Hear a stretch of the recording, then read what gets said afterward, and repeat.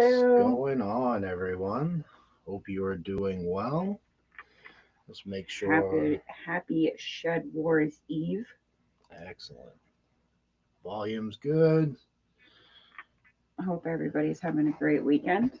Boom. That's right, Dustin. That's right. You guys ready to rock and roll? You jellyfish, you. You can tell whose team I'm on. Yeah, I'm in between, right? I'm the versus.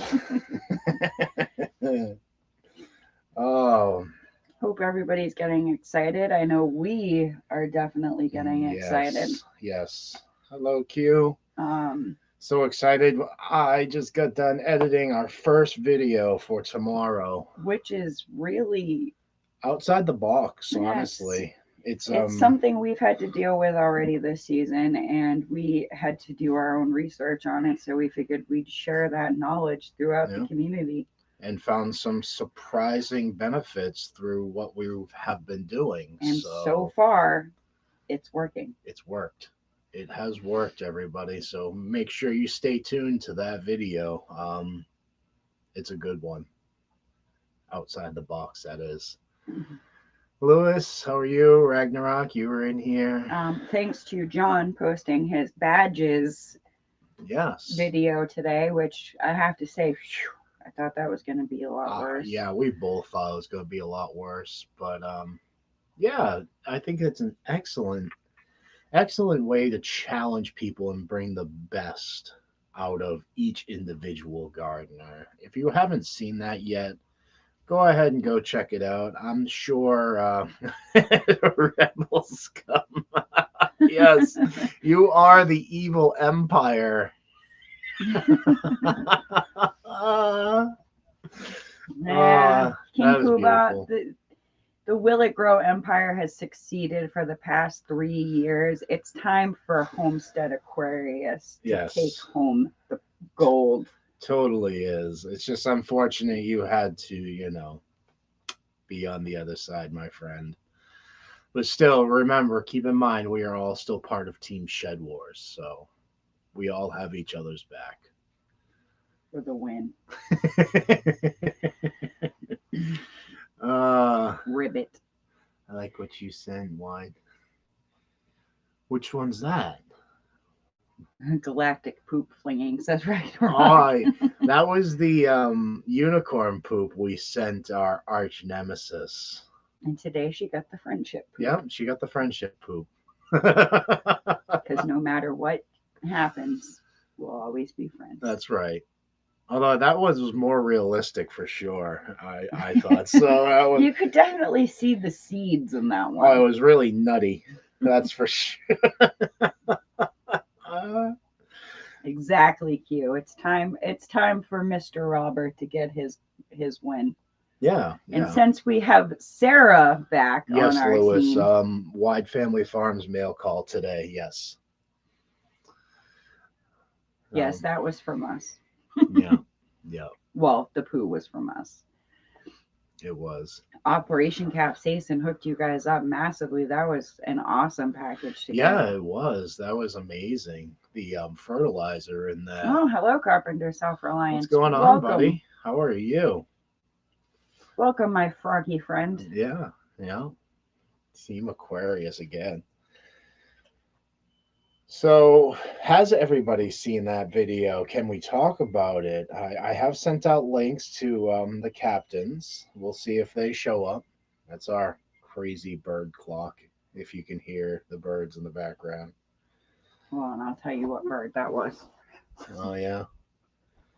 It's 5 minutes behind. No matter how I set that clock, it always says, no, no, no, we're going 5 minutes It's a behind. white-tailed sparrow. What's the sheet? The sheet? The sheet. Do you mean sheep? Like Shite. oh, She means shite. oh, because of the PG-13. Ah, speaking incognito, I like it. Or she could have meant sheep, as in, Hi, Sarah. Oh, there she is. King Pooh, those potato grow bags. They are. Those are the good felt ones that are very. They looked very well stitched, Dustin. Go for it, guys. Jump those badges. Yeah. I'm waiting for John to answer my question about what kind of potatoes, if it's all kinds, because I already have a jump on sweet potatoes, and that was our serious goal this year, was to get a massive, Yeah, our own massive personal. crop. Yeah, our own personal goal. Last year we had the deer problem where they ate most of the vegetation. Which they still grew, we which still was got like outstanding to me. 3 pounds. yeah, 2-3 pounds. Well, we started them so late in the season. They were like little fingerling sweet potatoes. Thank you, Sarah. No problem. You've been working Absolutely, all hard. Sarah. Yeah, working all hard, working all day in the garden. We got rained out today. Totally rained out. Hello, it can Granny grow. Hello. Um, yeah, we're hoping tomorrow's going to be better. It says it's going to be 61 degrees and overcast. Yeah, it was downpouring here today. Yeah. Not my Yeah. kind of. I want to weather. get out there and start building, like desperately. We need to get out there and Yeah, start. we need to start. I'd rather do all the hard stuff now while it's still nice and cool, so I don't suffer from heat stroke. But after tonight, we will be, tonight's live, I should say, we will be planting some onion seeds. Yes, since we are badge level 1, Shed Warriors level 1. And from my understanding, it's a open challenge to even the new Shed Warriors Yeah, as it well. Carol, that even being you. You grow sweet potatoes, I know, so there you go. And like I said, we're waiting for the answer on that. And I'm sure John will let us know the rules and regulations of. Dustin's getting the bathroom ready so everybody can, desecrate it in June. I can't imagine mudding drywall being a fun project. Yeah, no, mudding the greenhouse was, Tedious and annoying. tedious, boring. I got worn out in the sleep read on the muscle. We heard that last night. Yeah, you were having a good time. Oh, speaking of good times, Gina and I are kind of catching a buzz off a cheesecake. Yeah, you'll see that video coming out soon too. We celebrated St. Patty's Day late, so we had our Irish dinner tonight, and I made a dessert cheesecake that was Kahlua mudslide. Yeah, And we thought that the alcohol was gonna bake off, and nope, nope. it did not. So we've been drinking boozy cheesecake. Eating, not the drinking. alcoholics cheesecake. But no, it was really good. You can definitely taste the Baileys. You can also taste the vodka Yeah, and the Kahlua. Yep. Hi, Sheena. What's up, Sheena? The You sender. guys make it home yet? That's right, Jilly. Team Aquarius. Yep. Sorry, it's really dry in Booze here tonight. cheesecake fishes. It was really, really good. Yeah, it was literally called the Kahlua mudslide, but the way the directions read, it really sounded like the alcohol was going to cook off. I hope you didn't curtail your adventures with the family just for us guys. Like, please don't. So yeah, we figured it was going to cook off, and Chris's parents, his dad especially, cannot have alcohol because of his epilepsy.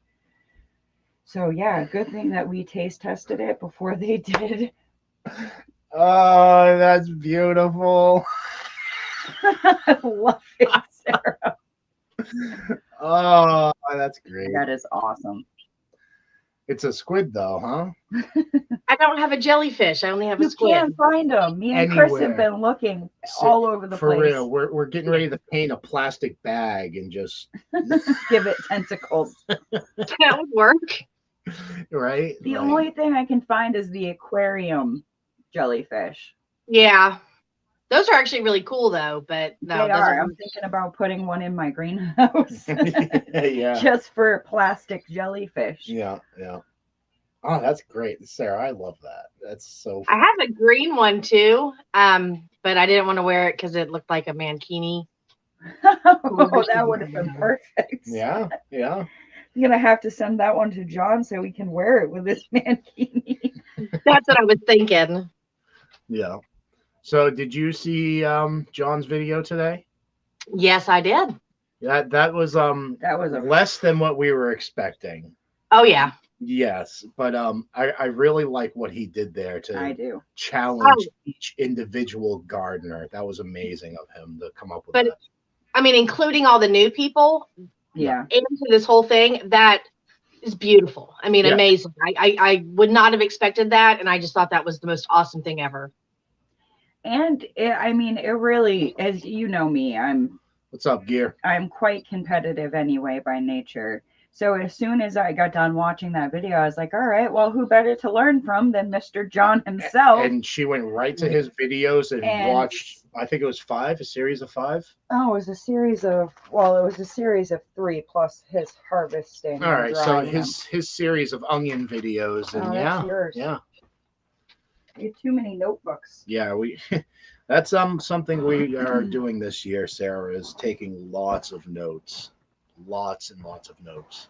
I actually have to buy notebooks tomorrow because I filled like 9 just since December. Like I just write down so much stuff, I can't even keep up anymore. That's crazy. Like we have 3 or 4. It's in here somewhere. Don't worry. Chill out.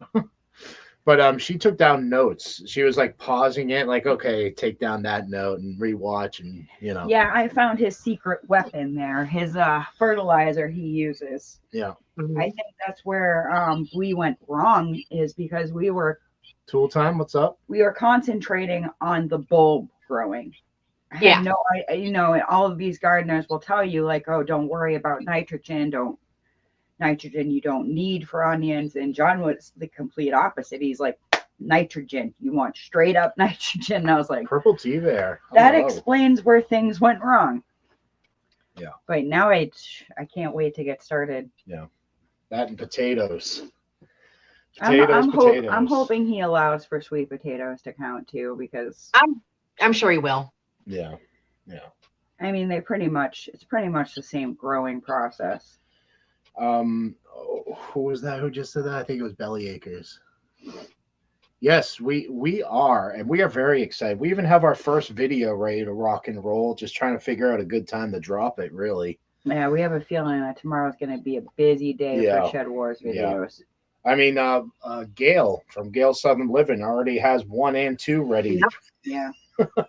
Like, okay. I mean, honestly, I like going throughout the season, and as we encounter stuff and we have to find solutions for it, like that's what our first video is. Like we started off this season like, oh no.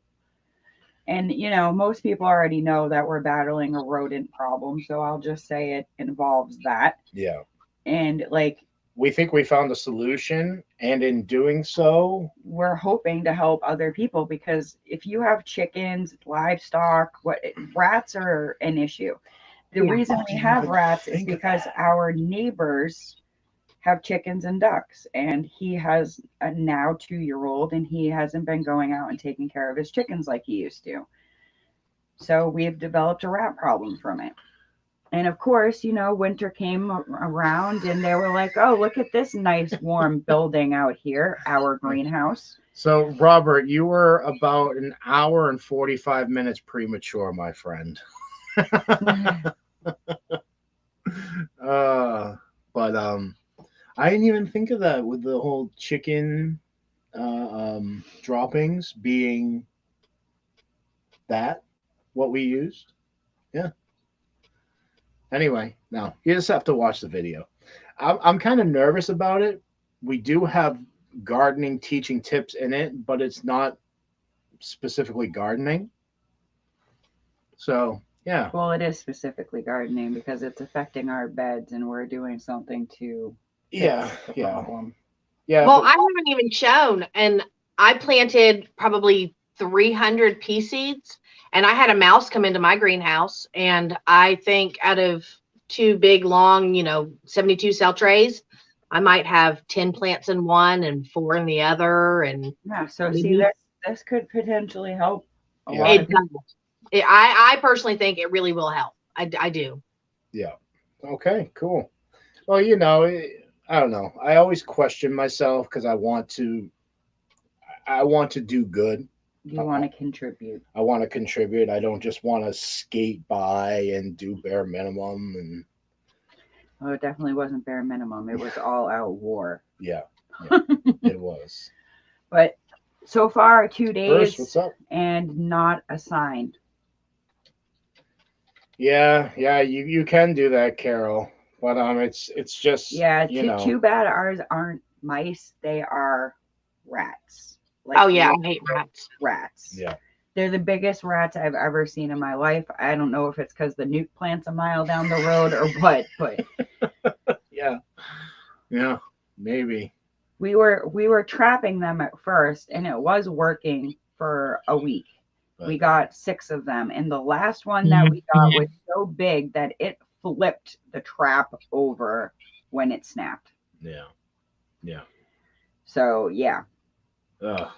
When I got sick last year, I missed harvesting a lot of stuff from the garden, and I went out to like get the tomatoes and the peppers and stuff that were ripe. I probably threw 200 tomatoes and peppers in my field because they all had bite marks in them. Yeah. But I'm standing in my physical garden, and it literally looked like crows were moving in, the peripheral vision. Yeah. No, it was rats. I mean, they moved in because once that fruit fell, they ate it all up, and it was terrifying. Like, I should have filmed it. I screamed so many times just trying to pick tomatoes. They were everywhere. I told him before we realized there was an issue. There was one night that I forgot the front door key. His parents lock up before we get home at night. So I had to walk around the back of the house, which is where our greenhouse is. And right in the rose bush at the back porch, there was a rat. And instead of running in fear from me, it ran at me screaming. No. And it was snow 4 feet tall. I'm trying to run away from this thing. I face planted in the snow. So I'm getting back up and running as fast as I can. I was like, oh God. Dustin, buddy, it's interesting you say that because one of the times we got a 2-for-1. Don't know how it happened, but 2 rats in one snap. Yeah, I don't know if they were, making babies and they just happened to stop for a bite to eat or. Yeah, I don't know what it was, but like 2 of them in one trap. I was like, wow, that's excellent. Like, but yeah, we still have the traps out there just in case. But like I said, the solution in this video so far for the past few days is working. Yeah. Yeah. Not a single tunnel. They were literally tunneling all the way through our garden beds, like holes like you wouldn't believe. Yeah. And I'm like softball size holes. Yeah, like obviously you can't plant anything in that, nor do you want to, because if they're using the bathroom and all that good stuff, like everything has to be sanitized. Now, Bruce, you got a room full of frogs in here, buddy. Sarah at the Big Blue. I like the hat. Robert likes your hat. Yeah. That is a great hat. Thank you. I have lots of great props. I have kids, and we buy lots of stuff from the thrift store. So I end up with crazy things. Maybe that's where we can find a jellyfish. And you know what else I was just thinking? Like, I know how to use a sewing machine, so maybe I can create something. We're your mom. Yeah. Maybe. Hi, baby. That's giving me all kinds of ideas now. I might have to do another episode of Cosmic Crafts.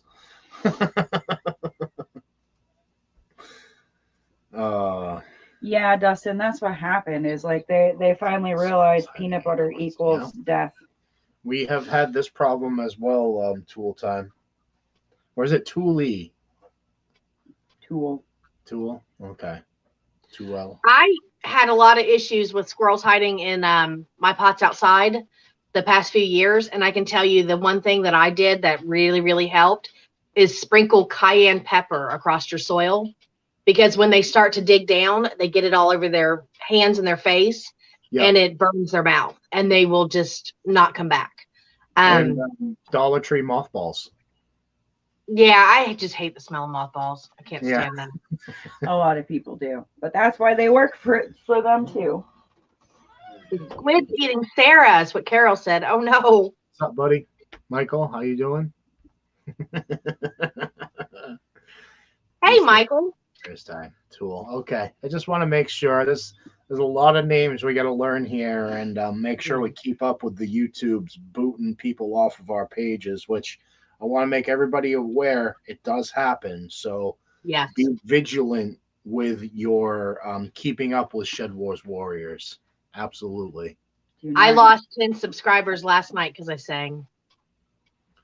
Yeah, Robert, we've never used them outside. We've only ever used them in our greenhouse. So you ready for this, And Sarah? we put them in socks and hang them around. Every single video we put up, immediate subscriber. Like I put it up and I go check and it's gone. 1 subscriber already. It's like you haven't even watched it yet. How do you know How if do you like How us? do you know? Like, it's hilarious. But we did finally break Can you move the 1140. That's good. Yeah, finally. We've been bouncing awesome. between like 25 and 37 for 5-6 months now. Yeah. So Robert says don't use mothballs outside. They poison the ground. Oh, okay. We've Now, never I do know I've read a lot about the mothballs and it's supposed to really help with the scent and everything. But I've also read in on ammonia. And because you can buy ammonia and it's a natural product, so to speak, it will absorb into your ground. So if you like trail your garden fences and stuff with ammonia, it leaves the scent and that kind of helps. I tried that last year and it worked really well. But I'd rather smell ammonia than Stay mothballs. Sarah, tuned. you're covering our video Stay right tuned. now. That's all I'm gonna say is stay tuned. No, it's all good. What's up, arch nemesis? How are you doing? Sarah, I don't know if you know this or not. You'll learn it from our video anyway, but you can actually use ammonia as a nitrogen fixer. Yeah. Right. I have a lot of books that say ammonia is good for your garden. And it's dare I say a great gardener prepper type thing, because you can get a gallon of it for pennies. Yes. And if you know what happens, then hey, okay, this is a good way to fertilize at least the nitrogen aspect of your garden. Not till your plants are mature, though. Yeah, you can't do it on seedlings. No. Yeah. I mean, you're a walking encyclopedia. We don't need to say this stuff to you. We'll leave it for the fans. Well, so everybody else. Beer. People don't realize this, but beer is good for your garden. It has a natural yeast in it from the way it's been brewed. So if you pour that on your compost, you pour that around your plants that especially need fixers for the soil around them, that feeds the microbes in the soil themselves. So you can just buy a 12-pack of beer, the cheapest, or even, the big old malt liquor bottles, and use beer. And then Coca-Cola. I didn't know this. I found this out recently, but Coke also is great for your soil too. You can buy a cheap 99-cent liter of Coke and just sprinkle a little bit across your garden, and the sugars feed it. And it's supposed to help a lot. We're really hoping that super soil will give us a boost this year. And it's supposed to, after you apply it, it's just supposed to keep growing. It continuously works for you with one application. Right. So we've been studying up on that stuff. But adding stuff like that, like the Coke and the beer, would continually feed those microbes. Exactly. Any kind of sugary type is going to feed microbes. So that's why John, I think he says he uses molasses for his fish bucket in his backyard for his fish emulsion. Yep. I actually use molasses when I go to ripen tomatoes. If you dilute it and put it into a watering can and water your tomatoes, it puts a high sugar concentrate into the ground and it makes your tomatoes sweeter. So if you don't like the flavor of a tomato that you're growing, add a little molasses to it and it's going to make it taste a lot better. Yeah. That's good to know. Tom, what's up, buddy? So far, I have not been disappointed by any tomatoes that we've grown. That's good. Yeah. Still eating them through ketchup, and we had chili the other night with some of our homemade tomato sauce. Yeah. Hey there, you forgot to tell me you were coming over to the Cosmic St. Gardner, Josh. Yeah, that's the only thing Oh, I would be Josh worried snuck in about, here? Courtney, is the ants with sugar water. I already have an issue Ah. with ants. They've already started in my garden. Josh, what's up, buddy? I didn't see you sneak in here. Hope you're doing well, man. Haven't seen you around lately. Just taking a break. Sweetening berries. I don't know if I would imagine same concept with You can more do apple juice. apple. Carol, water your berries when they start to ripen with I'd say a cup of apple juice to a gallon of water. And you can actually pour that on your berries and it feeds it a lower amount of sugar. But berries are really hard to sweeten. Once the flavor's there, that's what you're going to get. Right here. So that's more like building up your soil and stuff like that would probably be the route to go with berries, I would say.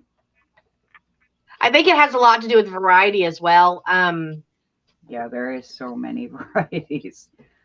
You're looking at, like blueberries don't have a whole lot of flavor from the grocery store, but then you can get them from a farmer's market and they have a nice flavor, but you can never grow a bush that tastes just like that. It's the variety. Yes, that was a good night at Rebel Canners. Oh yeah, time to shine. Loved karaoke. I'm sorry I missed you guys at Cajun Hydroponics, but yeah, that was a good time. Yeah. I couldn't believe he kept going. Yeah, for real. It's like you have to be up in like 2 hours, Danny. Finally, I went to sleep. I didn't know he was going to. He didn't say anything. I just was like, all right, bye, you guys. Click. And I went to bed.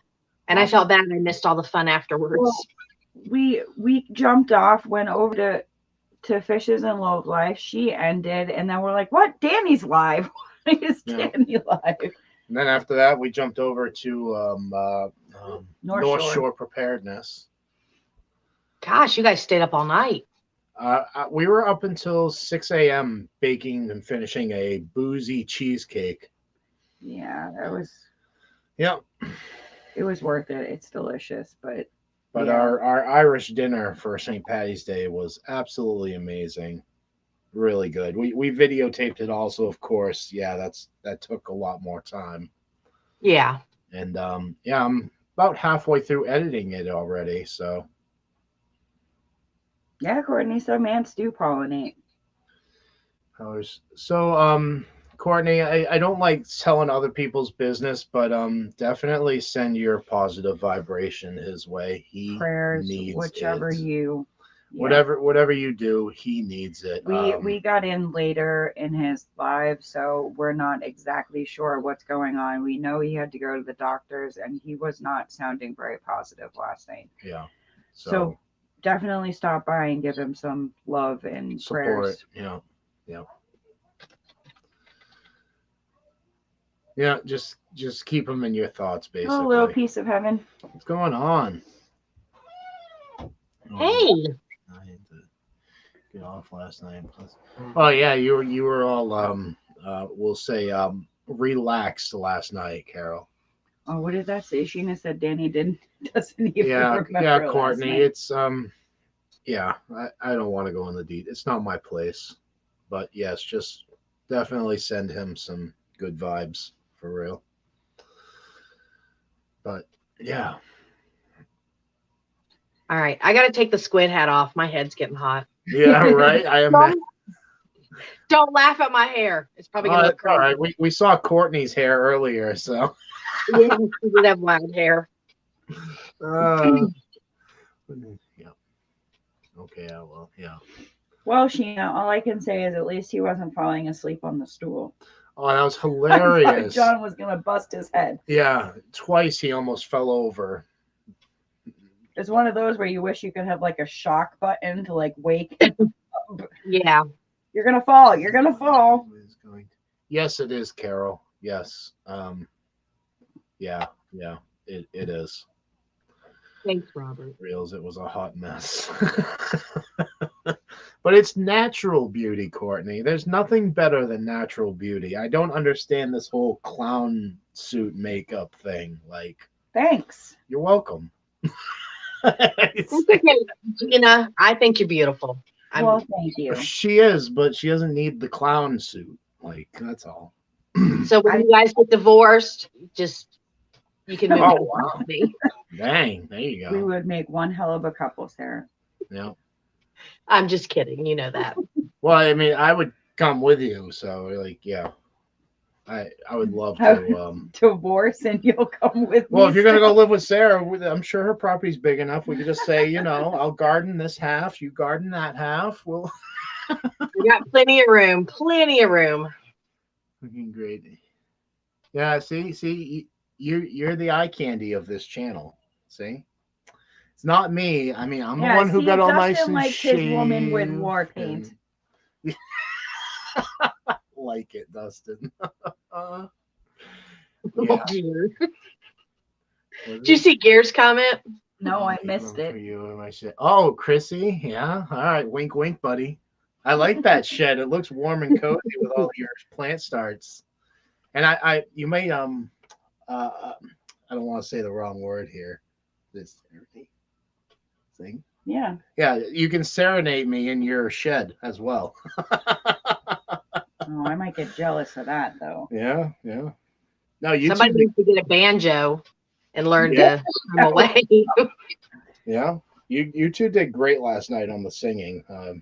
Seriously. Two Hey, awesome songs too. King Thor, what's going on, man? Hope you're doing well. We are having a great night. We hope you are as well. Yeah, we are behaving. We got the PG-13 up. We want to, when we're doing the Shedwars thing, we want to make it more family appropriate because Yeah. we do have a lot of children now who are getting involved with Especially the with Shedwars Jr. exactly. So yeah, we're going to keep it more friendly so that way maybe if they're interested, they can come in. I know the Probably parents of not the at 10 Vineyard o'clock Chicks at didn't night, allow the young ones to watch my banana cake video. So yeah. But no, we just want to be a little more cautious, and there are other reasons as well. Lurkers who are, Yeah. we won't. Well, I go- want to say I had fun last night with karaoke. Thank you guys. I was super embarrassed, like Don't never be, seen in front of people. I had fun though, and that's what it's all about, is having fun. Exactly. And thank you, Tammy, for hosting that. I really enjoyed being up there, and thank you for that. Tammy probably got like 120 hours. Like, Oh, the Tammy's in here. yeah, Hello, she is. Tammy. Awesome. She is. Tammy, I'm gonna say it first. Congratulations on your monetization. Absolutely. You had to have nailed that last night. Yeah. That was Yeah. awesome. I'm so glad so many people came over to support. And Courtney, we are just as scared, but John has an excellent series on onions. Yeah, do what I So- did. I literally went. It's three videos, and you're probably talking maybe a half an hour of your time. I sat there with a notebook and I took notes because if you haven't seen John's onions, I will give that man props all day long and twice on Sunday for his onions. They are amazing. Exactly, Robert. That's our point. We want to make it more family orientated for all Shedwars participants. Right. Just remembered who wore a slingshot. Yes. Oh, Sarah, Courtney is asking you for any onion tips. Thor, I am not good at onions. I have planted onions in the fall. I've planted them in the spring. I've done them from seed. I've done them from start. I'm just telling you, if you get something to grow, eat it. Enjoy what you get, because I am not an expert, and my soil's so hard clay that it's hard for them to actually bulb up. So Yeah. I just keep trying. Eventually it's going to get there. Just keep trying. Don't give up. John has some awesome tips for that too. Like I said, go watch his series because the man grows onions like you wouldn't believe. Yeah. What did he get? Like 230 pounds of onions last year? I know he had like 150 onions, something like that. But He weighed them in front of us in a big bag. It was like 200 and Yeah. something pounds. I remember one specific video, somebody called him out and he's like, "Oh, I harvested 30 pounds of food this week." And John's like, "Well, I'm going to take some of my onions and I'm going to weigh 40 pounds and I beat you already." When you have the right soil and the right amendments to add to them, it's great. I can tell you, if you're growing onion sets, They're there for a purpose to grow a seed, just like John said. So you basically want to cut the green off. Yeah. Every time you remove that green, it's going to create more focus on the bulb and you'll get a bigger onion. The same with seed onions. Let them get about 6 inches tall. That's what I do. And then I trim the tops about 2 inches. So that I give them 4 inches and then back to 6 inches. And I keep cutting them that way the entire time until they get to be about green onion size. When they're that size, I cut them down about 2 inches. Yeah. Completely down to just 2 inches tall, and then let them set the bulbs. And that has helped with me in the past. But I am by far nowhere close to John. Not at all when it comes to growing onions. Yeah. And I mean, Sarah, that's the thing, is he makes it so easy, like so easy. And I mean, really, from watching his videos today, I can tell you, you want to do transplants, you want to dig a trench and start off with 10, 10, 10, and you want to plant your onions on either side of that trench of fertilizer and water. He said water like crazy. And then when they get to about 3 weeks past the time you planted them, and you'll know because they'll have nice big green beautiful blades. So you do a 21 fertilizer. Tom, if you're in here, real quick, buddy, to address this question, Gina and I have been working on the song. I'll give you a hint: the movie Dirty Dancing, and you will see that as soon as we nail it. But have a good night, buddy. Thank you for that walkabout at the park today. That was wonderful. Yeah, much love. Good tips, Sarah, from Tool Time. Yes, Sarah's a walking encyclopedia. That's why we're honored to have her up here every single time. That's why we're honored to have her back on Team Aquarius. That too. Well, I'm here for now. We'll just say that. Oh, yeah? Yeah, you talking behind the scenes, are you? Not at all. All right. Yeah, well, I think John will have to fight at Team Aquarius at this point. I do have to say thank you to all of you that fought so hard. I was blown away that Danny and Angie and Kenny and you guys were just adamant about getting me back on Team Aquarius. That like literally filled my heart. Like so big. Yeah. Sarah, when Robert picked you and then our name was called, I was like, oh, this is the year. This is gonna be the greatest year. Yeah. And then John ruined it. Yep. Broke my heart. Made me cry. I wonder if he's I cried. lurking in here. Mr. Will It Grow? Are you in here? Oh, I guess not, huh? Oh, there's look at Mr. that. Roberts. I call one captain, I get another. What's up, Captain? Yeah, you don't let folks stay in the basement long at all. I try to be very attentive to my guest. Sitting there trying to make adjustments to my thing. He done got me up there. Most people let me sit back there for 30 minutes. Yeah, no, I try to be on top. Hey, y'all were holding it down pretty good up here. I was enjoying it. Well, now it's even better now that you're up here. Oh, that's going to go bad here pretty soon. No. We got the PG-13. And Sarah's, you know. Sarah's head smells funny. Thanks, Rob. I forgot my Barbie doll spray to make me all, fresh and metallic, whatever you would say. We might have to do something like that for these guys. Yeah. Yeah. Y'all ready? Oh, go ahead, Robert. Starting tomorrow. I know, I can't wait. Shedwars Eve. 1 hour and 20 minutes, actually. That's right. For us. Oh, yeah. Wilson will be coming around to everyone's houses tonight and sprinkling, goodwill and whatever else that Wilson does, So on your gardens. Captain, you can address this question that I highlighted. Our arch nemesis would like to know who's replacing Sarah on their team. Oh, John answered that. There is no one that can replace Sarah. No. There's your answer. She got to walk over the field for free. Yep. I mean, Hey, John even run his mouth. Did y'all hear? Come over to this side too. Just say you don't want to be on Team Willie Grow. Just come on over to the good side. Step away from the dark side. That was a lot of beer and a lot of persuasion from you guys. And I walked into the perfect moment. That was Seriously. hours of negotiations. It was. I rewatched it. I understand. That's why I said, love you guys. Thank you more than you could ever understand. That's Just great. wait till John gets to like the bottom of the bottle. Wilson? Michael, you must know Wilson. Wilson, he's Homestead Aquarius's thumbnail. Yeah, official spokesperson. Yeah.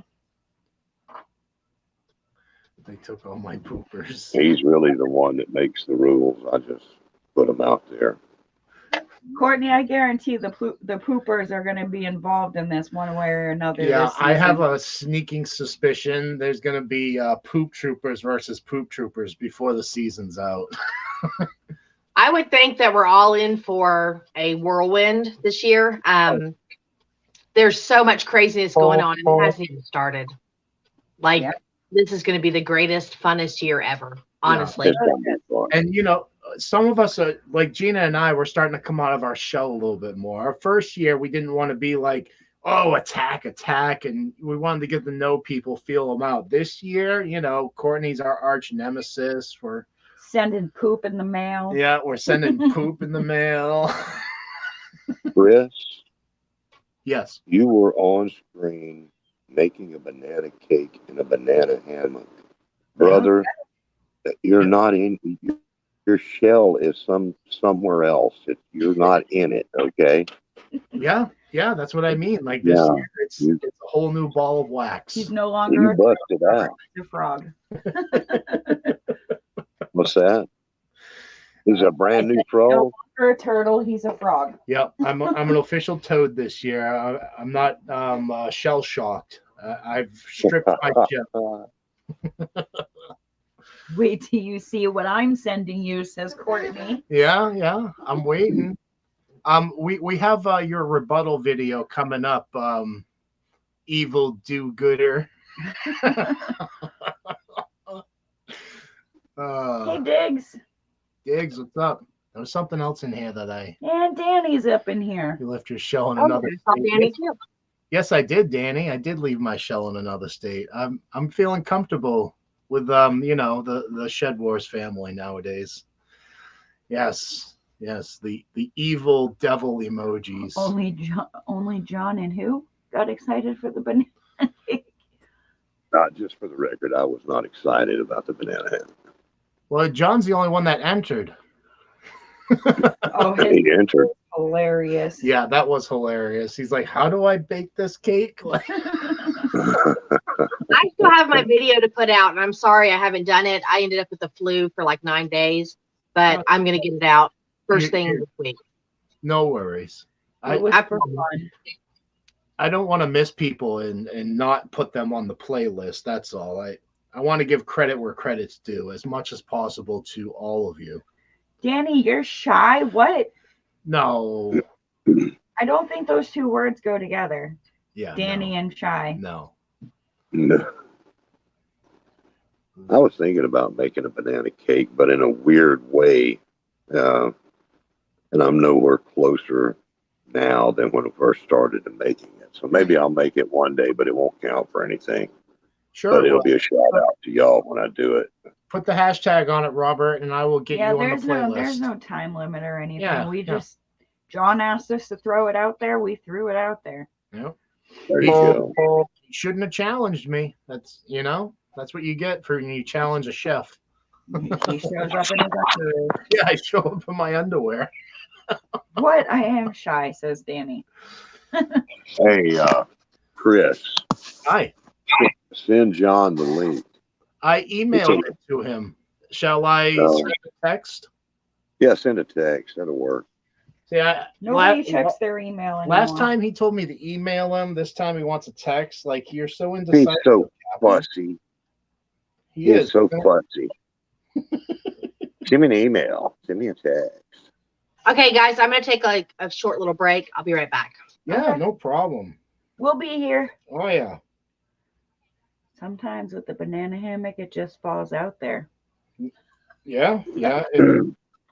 Unless you fill it very well, but it's PG-13, so let's. How many are coming that are not in the Shedwars? What was that? Oh, Dig's asking Courtney, how many are coming that aren't in Shedwars? A couple few. Where is it? Where is it? I'm trying to find. Q says to email it. We did email it, Q. I did email it. Now I'm going to. Captain John, it is sent through text now. Ragnarok says only when the peel slips. Funny. I like that, Ragnarok.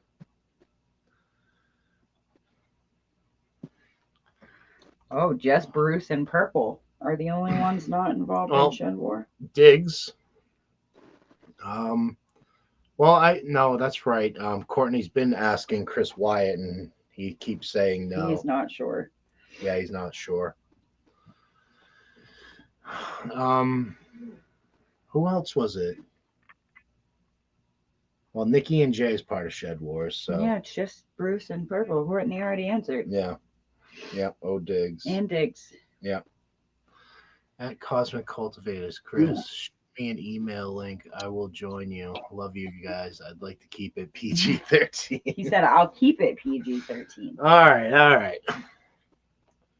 Let's see if I can work my voodoo magic. Keep an eye on the basement. Make sure we're not neglecting. Bruce says, I'm not a follower. I lead the team. Yeah. You're going to be leading the medical team for us. Fire safety. Yeah.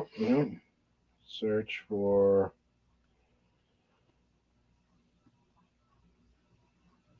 Thor. Keep it talking, babe. I'm sorry, I'm reading. Darren. But yeah, all I want to do is plant stuff and plant more stuff and plant some more stuff. Now that the greenhouse is ready to rock and roll, hopefully. Y'all going to do so good this year. Last year was just your start. Y'all going to do so good. Robert, I hope you get a booming garden this year. Yeah, we'll see. I know how it is, though. Bunch of stuff you want to plant, Yeah. It's just one olderish guy here running around this place. Yeah. So, but I do want to plant a lot of beans. I want to put back a bunch of my own green beans this year. A lot of peppers and a few other things. And the taters. I want to put in a bunch of taters. Yeah, that's. We're going for stocking up on food that's going to keep me going. Bulk kind of stuff.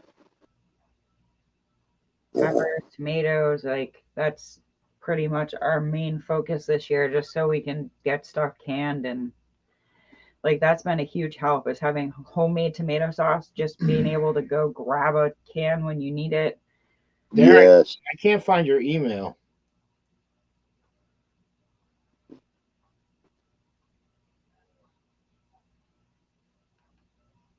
Overdose on taters here. Yeah.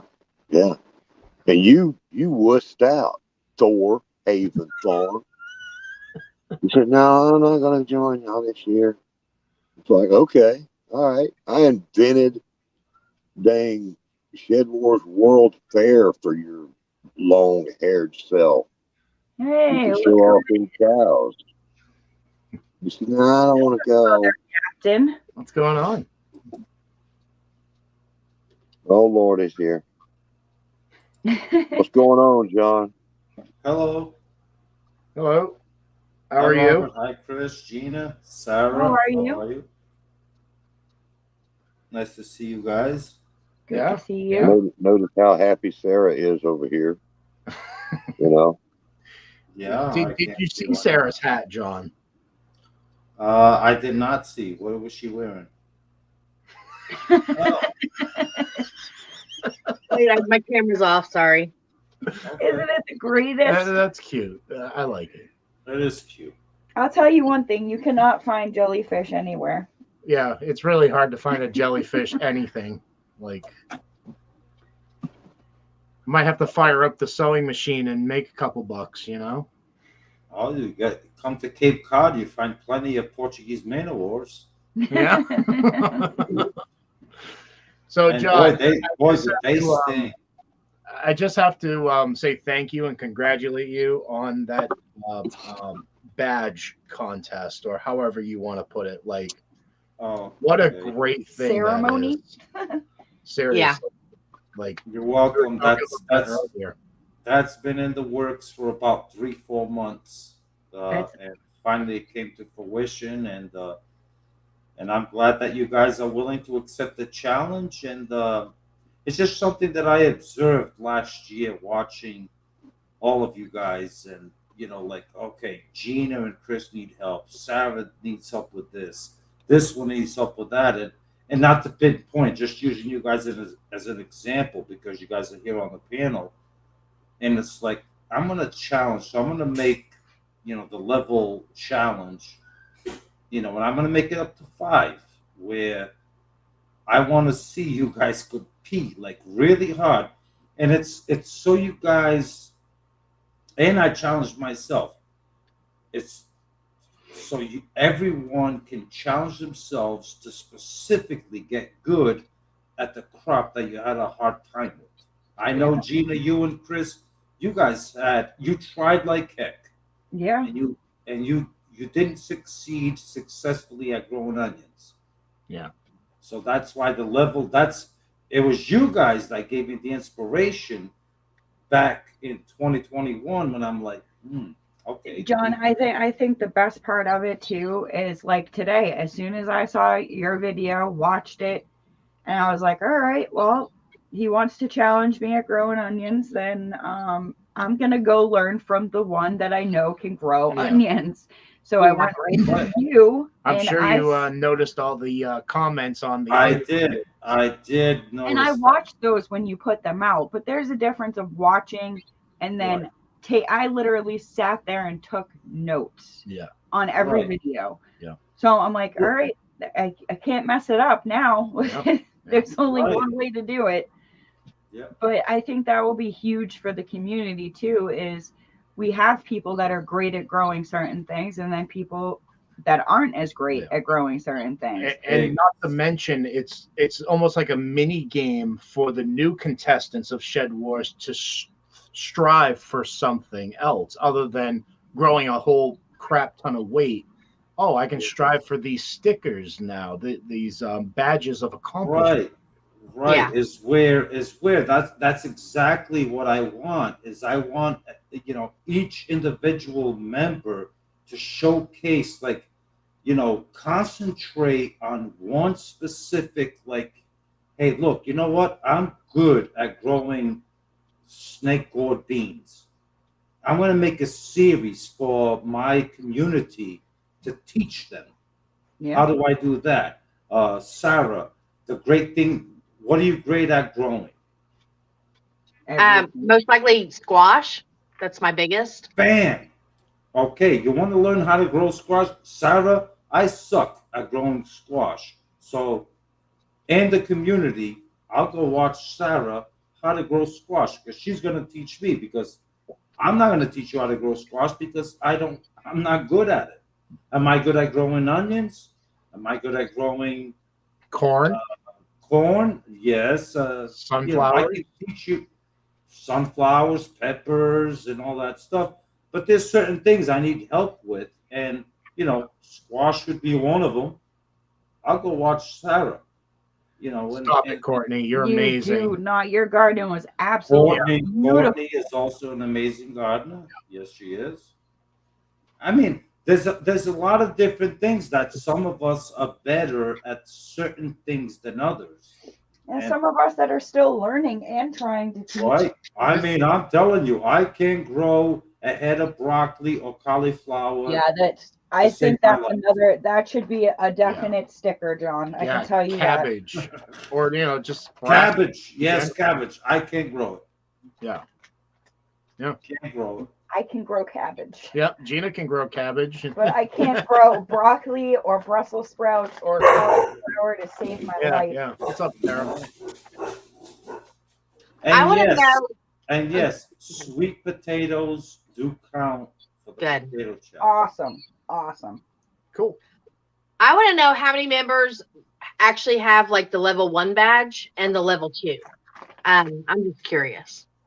Well, that's up to them to reveal whether they want to or not. I mean, Sarah, are you a badge holder? Yes, you sent me a badge. Yes, of course I did. What level did I send you? Level 2. Yeah. Yeah, Level 2. That's right. So, are you going to give me 50 pounds of potatoes? Oh, I'm going to give you more than that. I'm going to work hard. Yeah. Well, I'll be looking forward to it. Let's see. I know I did notice you. I noticed you struggled last year in potatoes, and that's why I put you in the level 2 category to give me 50 pounds of potatoes. And if you don't give me 50 pounds of potatoes, then you're not moving up to level 3. Now, what happens if I also get the 20 pounds of onions? Do I go ahead and get 4? Nope. You get a level 1 sticker too. You move up to level 3. I get a level 1, 2, and then 3. Okay. That's right. You can't no double dipping, Sarah. I mean, if you were on Team Willow Grove, you know. Oh, he's let you double dip all day long. No, there's no double dipping, Sarah. You're already at level 2. If you succeed, your mission, don't worry about the onions. The onions don't refer to you, Sarah. Okay. Okay? I labeled you as level 2, and your mission is 50 pounds of potatoes. Concentrate on that, and don't worry about the onions. So and sweet if you potatoes give me 50 pounds of potatoes, sweet potatoes, regular potatoes, I will bump you up to level 3. And then you wait till you see level 4. What's going on? I'm ready, especially, Team Will It Grows. I'm ready. I'm ready. So, John, so level 1 is specifically onions, level 2 is specifically potatoes, so on and so forth. So if a new Shedwars warrior completes 1, 2, and 3, he will receive all 3 stickers. Is that how it is? That is correct. So the new people that did not see, I sent out the badges was for the people that I felt that I wanted to specifically, personally challenge to a goal. Okay? Yeah. Which was you. I specifically wanted to challenge you to achieve a goal on a specific vegetable that I saw you had a struggle with last year, and I want you to up your game in 2022 to really concentrate on that specific vegetable. If the new Shed Wars members that just came in, I did not give them a badge, obviously. Yeah. If they can prove to the community that, hey, I didn't get a badge, but I grew 60 pounds of potatoes and I grew 25 pounds of onions, bam, I will automatically give them a level 2 sticker badge. Sweet. And they move on up. If Sarah completes 50 pounds of potatoes, Sarah, you are level 3. Are you I just want to add, I'm sorry, I just want to add that, maybe we should put proof on camera just to make sure people aren't. Yes. Well, that's why I said it would be nice, Sarah, she just showed a sticker. Chris, he has ours is on our sticker board. He has a badge. And the ones that I sent out the badges, if you want to, you make a little video, show your badge, like, hey, boom, I am an official badge member. That's right. And all you new guys, you can compete against Sarah and see, I wanna go past Sarah, and boom, and you can catch right up to her because she, I think she'll make 50 pounds of potatoes. Tool time. Oh, I know elaborate, I know please. she'll make. Go ahead, babe. I'm just. I was wondering gonna what you say I mean. know Sarah will get 50 pounds of potatoes easy. Yeah. I certainly hope so. Tool, I'm just wondering what you mean by weigh-in video. You guys can make any weigh-in video. Just know that the weigh-in videos Don't count. they don't count as the official videos. But I mean, guys, have fun. It's have fun making the videos. Do your weigh-in videos. Enjoy making the weigh-in videos, and Yeah, I don't. Yeah. For me, it's a way of keeping it honest. Yeah, it really is. Yeah. That and the whole I don't know, do it the way you want to, but we found doing a compilation of a monthly thing was much better and easier Than doing one weekly every daily. single day, because we all know how harvests come in. It's like, oh, that tomato can wait another day, and oh, that pepper needs another couple days, but this one's ready now. But yeah. No, I like the way you guys did it. Is you made it like you would make like three, 4 different weigh-ins in one video, but those videos still don't count. No. The gardening aspect is like, and me and Robert have talked about this. It's like, there's so many different members that, certain members can only, concentrate on so many things of their whole garden that, they're not really focusing on, okay, let me show you what I'm really good at growing. Like, get that specific thing that, like, hey, I'm going to do a series on. Like last year, if you go back, you guys probably didn't even catch the trend that I did. My Shedwars videos last year was I made the whole series, Gina. It was all Shedwars on the onion growing. Yeah. Like I said, John, I watched them all, but I didn't, study them. I didn't study them like I right, did. but all my Shedwars qualifying Shedwars videos were all on onions from start to finish. And that was basically my Shedwars video. Literally. I got a question for you. I highlighted. Who has a question? Courtney, I highlighted it for you. It's his computer, Courtney, I'm not going to answer that because somebody is about to get suspended tomorrow. Well, we got 57 minutes, Captain. Because of that siren. No, that's my. Let's drop that subject. Yeah, that goes to we're PG-13. We're PG-13. Let's drop that subject.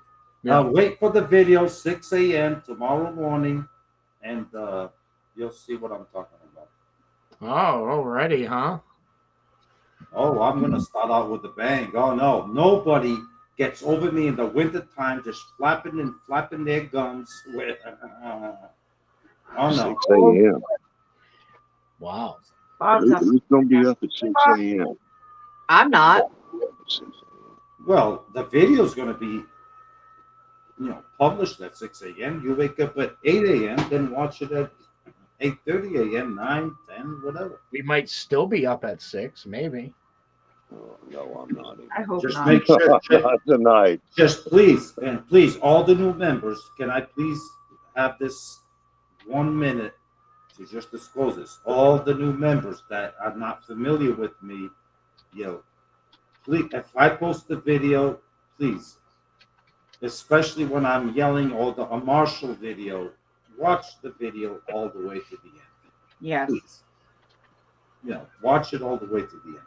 Or fast forward it, whatever you want, and you'll see what it's all about at the end. So, because one day you might just end up in one of those videos. So, just Yeah. And it should be taken as an honor. We all should be watching each other's videos till the end anyway. That's how we grow as a community together. And sharing as well. And sharing, if you have the platform to share. Yes. No. Okay, I've talked too much. Sarah, Robert, give me a Yeah, I'll back up what John's saying. Yeah, what we do is for fun, and in the past we've had an awful lot of people that just don't get what we do. They don't get the concept that people can get out here and have fun with each other, trash talk and make jokes, and, with each other and have fun. And a lot of times they would just cut off a video in the middle of it and then start griping about John. And at the end, you know, you find out what it's all about. And but people gonna do what they want to do. And like Danny has said a few times, Shedwars is what you make of it. Yes. And so there's people out there making bad things of it. So you know, just have fun. There's not going to be any terrible videos that this man makes. Well, I mean, they're all kind of terrible, and I I'll watch them all. I'll But answer Jetro's question here. Is if you successfully grow 50 pounds of potatoes, sweet potatoes and regular potatoes, and you grow 20 pounds of onions, I will automatically give you a level 2. You don't go to level 4, you go to level 2. That means that you accomplished both. That means that you met what level 1s are supposed to do and what level 2s are supposed to do. You will automatically get a level 2. And I So just want to for- reverse a little bit for a second. When John does his martial mode, we'll call it, on a video, he's shouting you out. Yes. Yes, So yes. I I am never, actually taking the time to actually give your channel a shout out. Yes. so I never understood that. Even when you picked on poor little us, peace, love, and happiness, you penalized us a week, and it's like, oh wow, well, he okay. penalized you a week. Like he gave us a shout out. Like that's what I never understood about this. 'Cause Like what's so bad about Because that? people take offense to it because they don't watch it to the end. Yeah, and Right. that's what I'm getting at. Watch each other's videos till the end. That's all. You can't imagine the hundreds of subscribers I have lost because of shouting out They people. think you're just yelling at people. Yeah. Yeah. They're Yeah. like, oh my god, it's like this guy's a gardener, and all of a sudden he's yelling at these people, and it's like, well, yes, the Shed Wars community. That's me. I'm the Shed Warrior. I'm the Shed Wars community, and yeah, I want to shout out my people. I want to yell at my people and have fun with them. That's all. It's nothing personal. And it really does make it so much more fun to interact with one another. Yeah, I hasn't even started, and we've picked our torture partner. Yes. I mean, don't you like I mean, I can't imagine how Chris, how you or Sarah or even Robert, how can you not like somebody just making a video about you and yelling at you, or do you want the same old thing? Oh, Chris, yeah, they're great, wonderful people. No, I like to do shout outs totally different. Yeah. You know what? You pissed me off. Oh, this is PG-13. Yeah, you did this, you did that, and boom. It's a fun shout out. It is. Oh, we have fun. Courtney, it is absolutely impossible. We thought we were on the ball last year until John and Robert started announcing names who qualified for the end prize, and we're like, who are those people? Oh man, we don't even know who these. We're not even subscribed to these people. That's why this year I sat down with a notebook at the draft and I wrote down every single. Just do what you can. That's just do what you can. These two have their hands full watching all these videos, and they do. We try to do the same thing, and we have failed. So it's not like, don't feel obligated to be there for every single. There's 60 people to watch. There's 12 videos from each of these people. That's 720 videos And if they do a modest 5 minute each time, that's what over 3,500. Yeah, think about that though. Yeah, yeah. You Now, just see, when we first started up Shedwars, job. that was something that was really talked about amongst us. We we said, yeah, we want everybody to do that for each other. You think about the watch time you would get, okay, while we're talking about this. Yeah. Now we haven't made that a requirement or anything, and we used to encourage people a lot harder to really support one another, because it's not like 10 videos every day. It's one or two or three will come out from your teammates, through the week or through the day. Everybody's not going to do them all at the same time. Yeah. So do what you can to support one another. Well, just And then maybe they'll be there to support you. It's like that. You get out of it what you put in. Yeah. I just want to say I've said many times that we are a giant community garden, and we grow each other and help each other grow. And beyond that, we weed out the bad. We, make the good thrive. And I really think that this year we've got a lot of good plants in our garden. I mean, seriously. I think it's going to be one of the best seasons ever. Yeah. And we can only speak one season, but just the butterflies, they're a lot more this year than when Robert accepted us last year. It's the fact of I think in this, there's a lot of people that we're familiar with. So it's here to be like, okay, this is going to be fun. Yeah. Pretty much every single person that I've met that has joined Shedwars this season, and just by having them come into our chats every Saturday, like, it's right there that already shows you the level of support and camaraderie that's going on. And like-minded people like this right here, just emphasizing what Sarah just got done saying. And that's the thing. We all need to support each other. I mean, 100%. If you do not have time to watch videos, I am totally behind because I had the flu, but I'm still going to find a moment tomorrow, and I'm going to rewatch videos that deserve it. Because one little snippet in a comment gives hope and luck and love to these people in the Shedwars community. And we want those people to stay. I want to stay. I want you guys to be, loved and loved back. And we have to support each other. That's the most important thing. Yeah. I've had people who have not said a word to me since I harvested tomatoes last year. I haven't had a single comment from them since tomatoes last year. That's a long time ago. Yeah. Like, I'm commenting on you and you're not commenting back. Why am I supporting still? Yeah. We are a community, and we need to really, really, really back each other up and give each other hope and praise and everything. Seriously. Yeah. It's all about support. Yeah. I mean, that's the way I look at it too, is you could literally be the light in that person's day. You could be the reason that person grows next year. Oh, it's all about spreading the love. It's keeping everybody encouraged.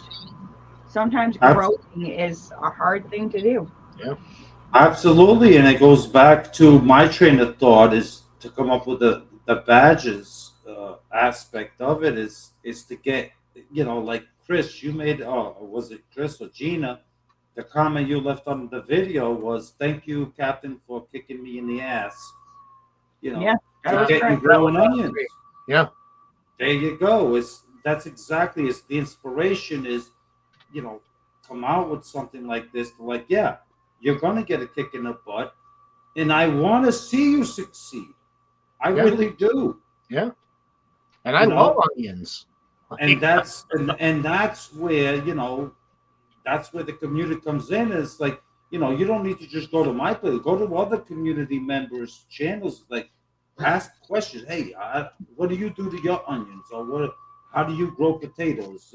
All that stuff. Sweet potatoes. To start. See, you gave us a good swift kick, and yeah, we're ready to rock and roll now. Well, let me give you another swift kick. Those should have been in the soil 3 weeks ago. Yeah. Yep. Started indoors 3 weeks ago. We were talking Or about tell doing me- the refrigerator method, where we had the germination of the zucchini and the cucumber just to try to catch us up. Yeah. And we did a little bit of research, and it is possible to do that. So, Well, yeah, you can still get your onions in the ground. Get your onions started now inside. Get them started. Yeah. If you're doing them from seed, look, you can try sets, or you can go to Home Depot, or they sell already the starts. Try those too. Try different methods and see what works best for you. we did that last year, John, and we still have onions in our greenhouse that are the same size when they started last year. You did sets last year. What sets did we do last year, dear? They were from Home Depot. Yeah, the Home Depot sets last year. They were purple, white, and yellow varieties. Yeah, those are pickling onions. Okay. Those are the tiny little white ones that you buy from M.I. Gardner. Oh, the crystal. Yeah, that's white. That's what those ones are. Yeah, those are pickling onions. Yeah. But these ones aren't. Yeah, the red ones. And they're long day. I made sure of that. Well, you need to get those started Tomorrow's a big day. I'm hoping for great weather because I want to build a 30-foot garden bed. 30 by what? Probably 30 by 4. Oh, I wouldn't do by 4 because you're going to be stretching. I do by 3. Well, not all of us are 5 feet tall, John. Have you seen the boy's wingspan? 4 foot. God, he's going to be reaching. No, my wingspan's actually 5 feet. Oh yeah, I know. You want and Swamp Rat, I know the Swamp Rat is in the chat. It's not 19 inches. 19 That's inches. what I was going to say. 19 inches. 19 inches. Yes, Sarah. 19 inches. I told you that was your second payment. I stuck up for you last night. We made our second payment already. We stuck up for you. You only. I call it when you make the second payment, not you. Yeah, 19 inches right here, all broad. You should see. 19 inches. No, the bed that I'm speaking about, though, John, is a tomato bed. I'm going to have 2 rows of tomatoes, so it'll be in between the two of them. It'll be easy to access. Go back up to Fish's comment. No, I got it all planned out, buddy. I right, learned John, a lot last year. Here's a question for you, John. Or Robert. It says, I'm screwed for onions unless my walking onions take off in those count. Walking onions. That's for white. That's for Courtney. That's not for me. Oh. Well, I figured she's asking if they count. So how about this? Do all varieties of onions count? Any variety. Give me 20 pounds of onions. Okay. Well, no, shallot, green onions, chives. Yeah. That's really what we're getting at. Well, no. Now we're getting ridiculous. No. Okay. No. Chives. No. Okay. So a bulbing onion. Onions. A bulbing onion. Okay. I want to see success is in a bulbing onion, not chives. Okay. Do Vidalia onions count, John? If Vidalia onions do count. What about red Only if they're covered in mayonnaise, Robert. Oh no! Now listen, girl. Let's knock off that mayonnaise talk. Let's talk about that. Robert, what do you put in chicken salad and tuna?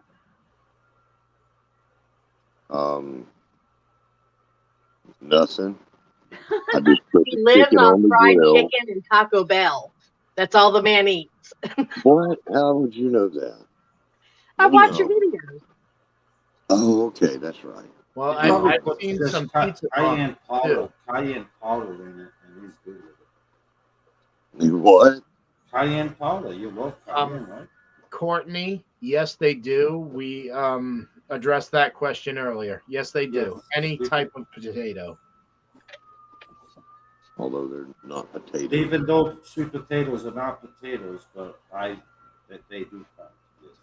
Yeah. Hey, there's some talk in the side chat for a while there about the Shedwars website. We know that there's a problem, and Lori knows that there's a problem, so she's working on that. I'm not sure what's going on.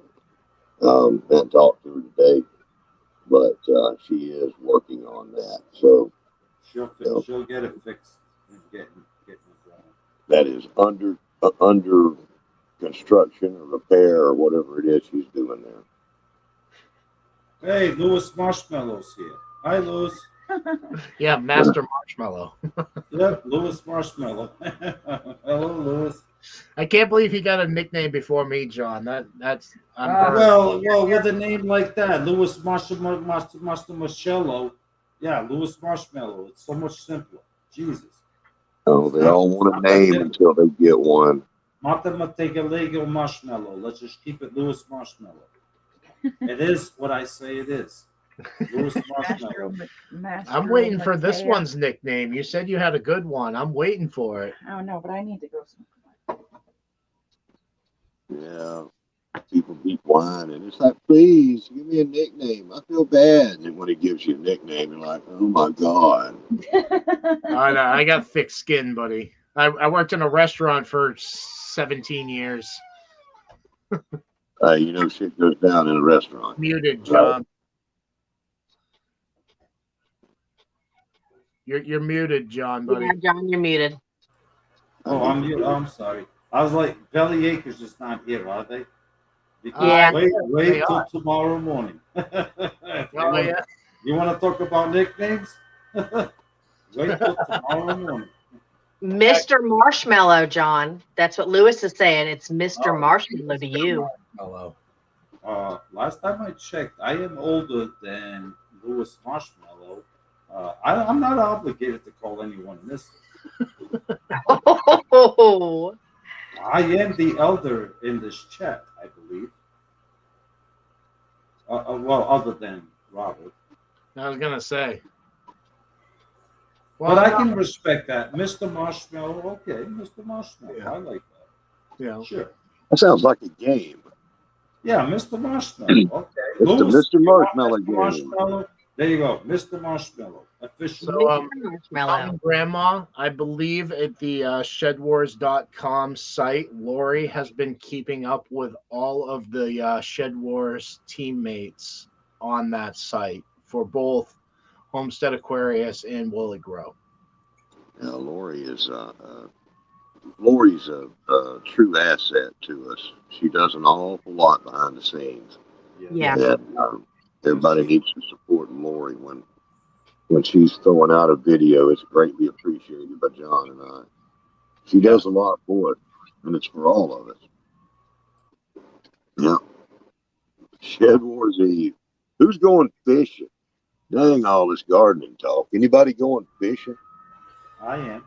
Shedwars Rodeo? Shedwars Fishing Rodeo, rather. Did you see my last video? I was polishing up my sponsored, made just for me fishing rod, brand new. So I guess the website is ill right now. So Mountain Grandma, unfortunately, what I said was gobbledygook at the moment. Yeah, the website is something Lori is working on it, but the website is down at the moment. Yeah. But everyone's rosters, we have everyone's rosters. Yeah. Yeah. Robert, to answer your question, buddy, we just got done topping off our fishing supplies. So how many bobbers did you buy? Actually I told Gina no bobbers. Oh, okay. Good. We have enough.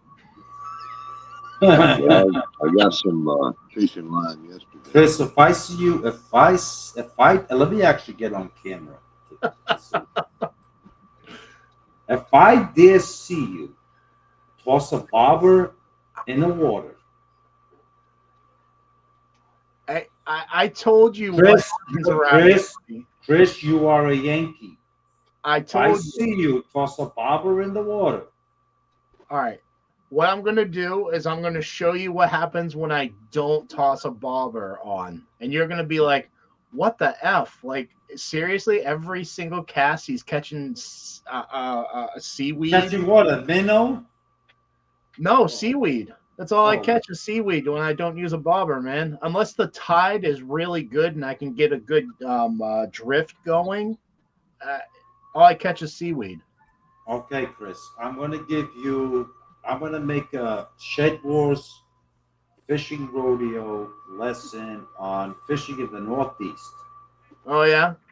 No bobbers. All right. All right. Fair enough. We catch fish. And Chris, you're only 2 hours away from me. You can come down for a weekend and, you know. I know, dude. I know. We go fishing. I know. Bring your banjo. Da-da-da-da-da-da-da. The tongue drum and all that good stuff. We're hippies over here, Sarah.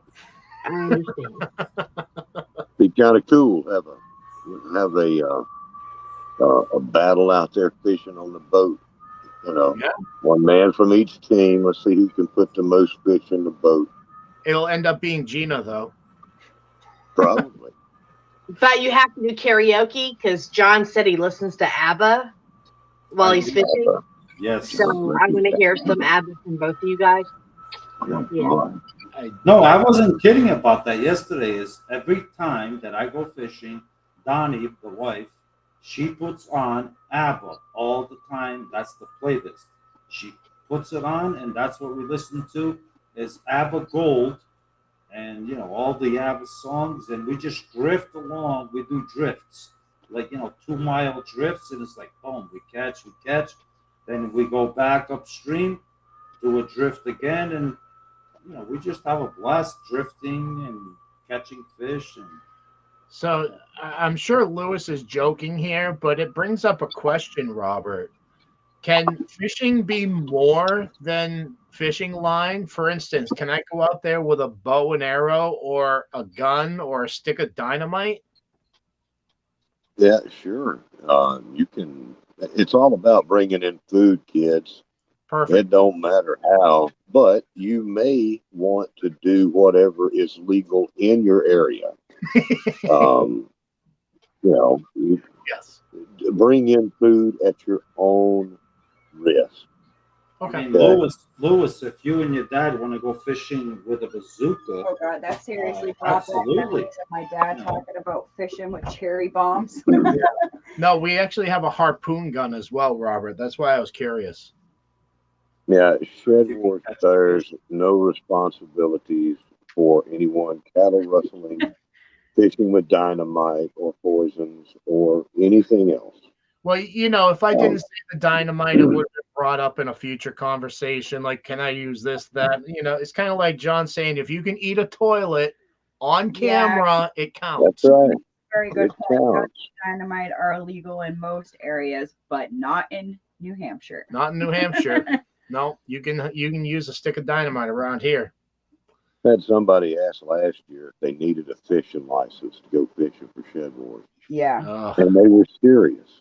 And so, check your local laws. It cost us about $120 to get salt and fresh water. Yeah, that's without the boat. I definitely want to register the boat this year because I do not want to use a bobber, and I want to catch keepers this year, not these little. John, I'm using a bobber. Nothing wrong with a bobber. Nothing wrong with using a bobber. Yeah, John, exactly. I'm using a bobber. I'm gonna have a pretty pink one out there. if I see anybody using a bobber, oh my God. You're gonna see some light up ones. You don't see me using a bobber. What? What? So you can catch bait? Yeah. Oh, You John, don't see me you're using not them. desperate enough to put on The only fish you hillbillies and rednecks catch, to me, is considered bait. You catch these little stupid little Minnows. minnows and little bluegills. That's the perfect bait for like a 40-pound striper. I don't even know what I would do if I got a 40-pound striper on my line. I'd probably He would probably throw you in the water.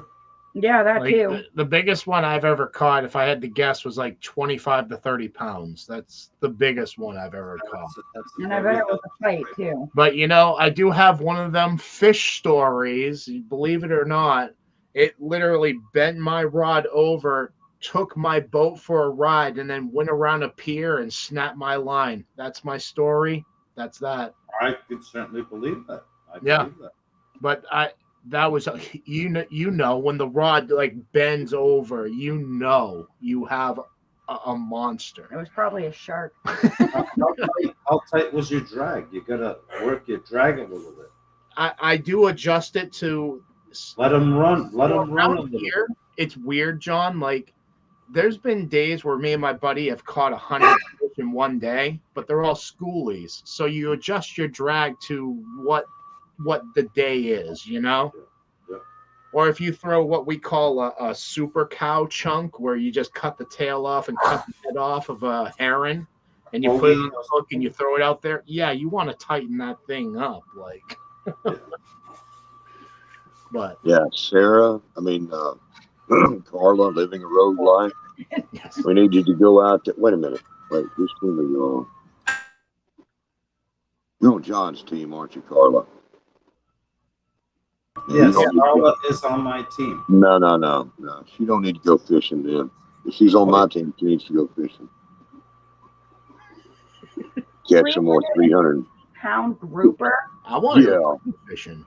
I really want to. I've actually had a friend that's been asking me for the past 2 years to go deep sea fishing. Yeah, that'd be awesome to go tuna fishing.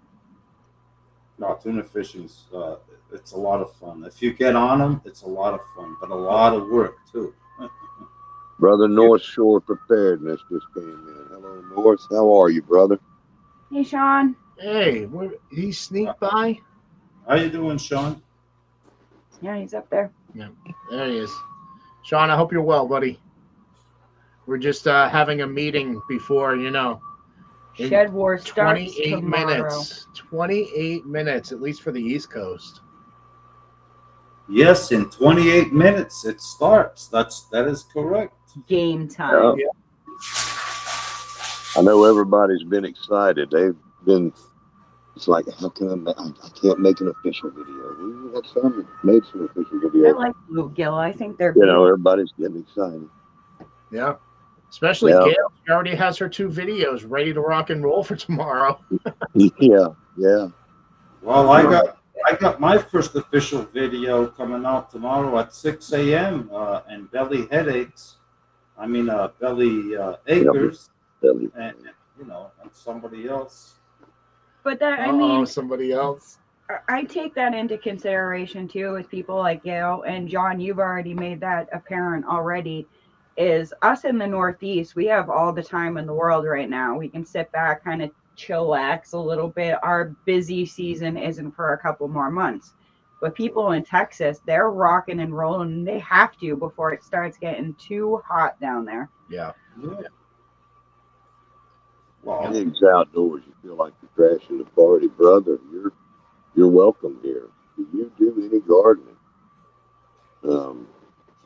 join us next season when we start back up. Yeah. We got Get all some kinds of buckets. stuff. We're gonna be going fishing, son.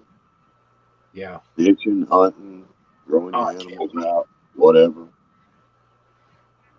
Cannot. One with the truck, throw it in the back of the truck, weigh it in. Don't matter. All of our lakes are still frozen here, unfortunately. So they're getting there, though. The edges are melting slowly. Yeah. No. And I do get a lot of questions. Ever since I gave Sarah away, how do I feel about the team balance? And all that stuff. Some team members are a little bit worried about, like, well, you gave Sarah for nothing. Sarah's definitely a great gardener, and she has a lot of weight to bring to the table. But I just want to relate this to my team members. Team Will It Grow. Strategically, we will overcome. the loss of Sarah. I'm your captain. Take my word for it.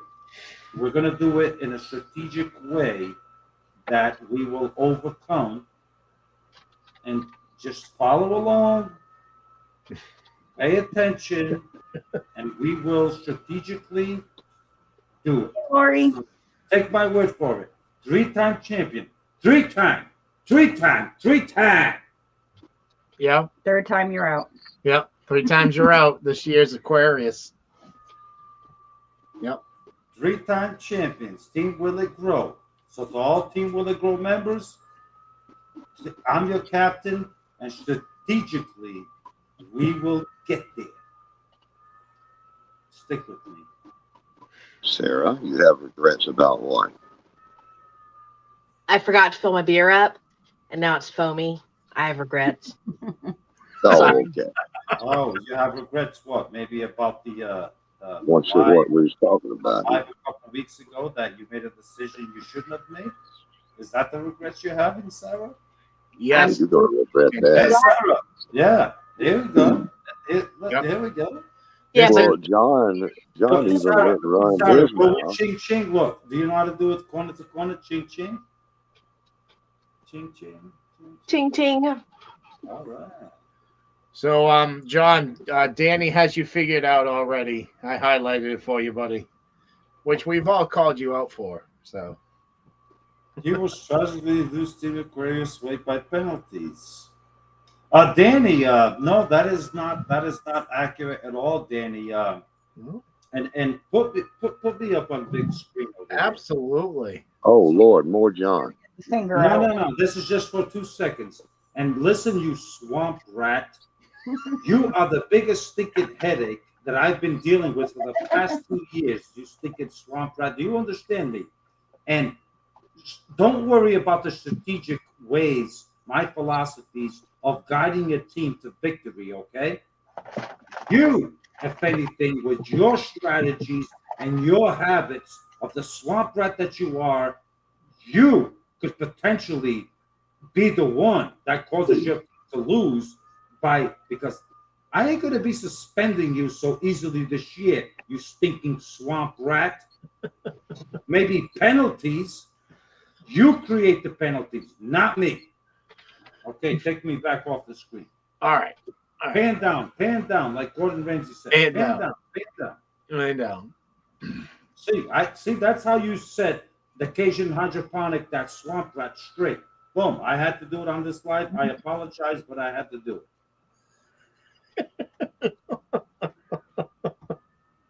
Josh is here. Hi, Josh. I think he's been here. He has, but he just said I'm here. Yeah. Josh Oh, says he's Josh. here for you, John. Yes, Gardner Josh. Yes. Yeah, Josh. Now that man knows how to grow some food too. Yeah, he's going to be an amazing asset. Yeah. Did you see how many raised beds he's like put up and getting ready to start this year? He's one of my secret weapons. He just doesn't know it yet, but I got something special in mind for him. Oh, it is downpouring again here. Like downpouring. Yeah, it's a good day to stay inside up there.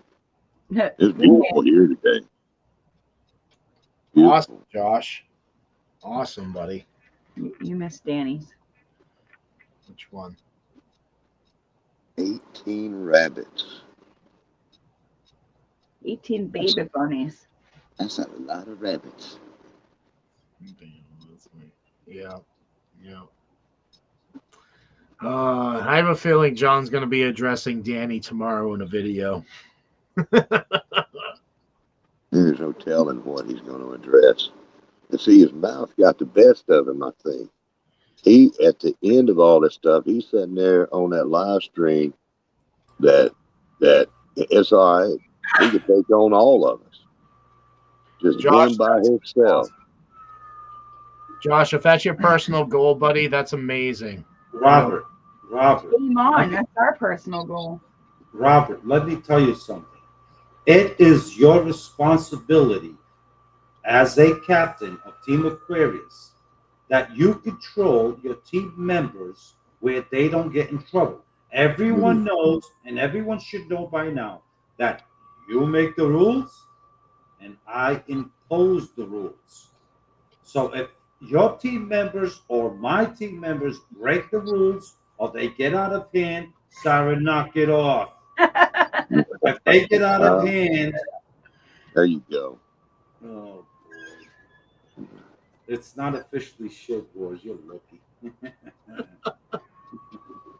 I still got 20 minutes. Yeah, if you can control that swamp rat or any of your team members, belly headaches and belly all that those people, and then they will be penalized and they will lose weight. It's up to you, Robert. You control your team members because Team Willie Grove members, they are very sophisticated, well controlled, well captained. They behave right down the narrow, the way they're supposed to be, because they know better.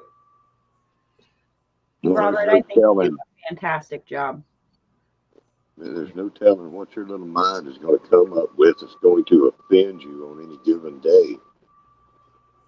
So it's kind of hard to control people. Look, it's not about your team members or mine. Anybody steps out of hand. Look at Lori's World. She's my team member. She was the first 5-pound penalty for root sniffing. How dare she? Yeah, you corrupted that poor lady. Right. No. Grow something with Jeff. That's stinking cockroach. He's the one that introduced root sniffing. And guys, I will say it again. If I catch you root sniffing in Shedwars, you're gonna pay the price. What we're gonna do about Lori? Is doable. I gave Lori a 5-pound penalty, and she's on my team. Mm-hmm. That's how fair I am. I couldn't even believe that. She's done affected by the devil's root there, Rules are rules. I enforce them. No root sniffing. Yep. So, Gear, our first real year growing was last year. We grew 430 pounds of food. It is definitely doable. Yeah. It takes work, though. It does. Grow vertically. Yeah, go up. Yep. Now, Danny, he's going to be running his mouth. He's going to be penalizing everybody he can. But I do have some ideas. Now we can even some of that out, maybe.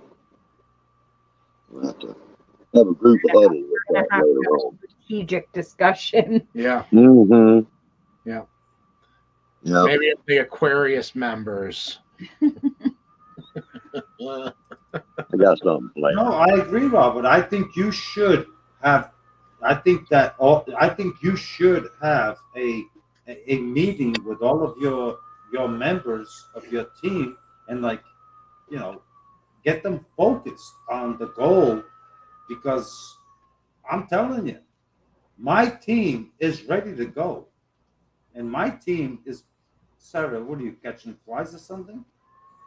I'm in the room with my plants, and I have a little bit of those little gnats that come out from the soil. I'm sorry. So I look crazy, but there's one flying over here.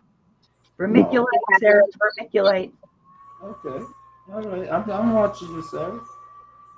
All right. No, I'm just clapping for you, John. John. Hey, Sarah, save that for the end of the year when we're number one. For 16 minutes. Never mind.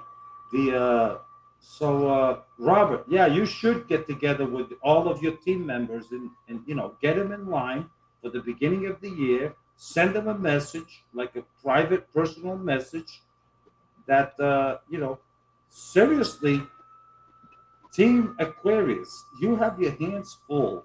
You guys have your hands full to beat Team Will It Grow.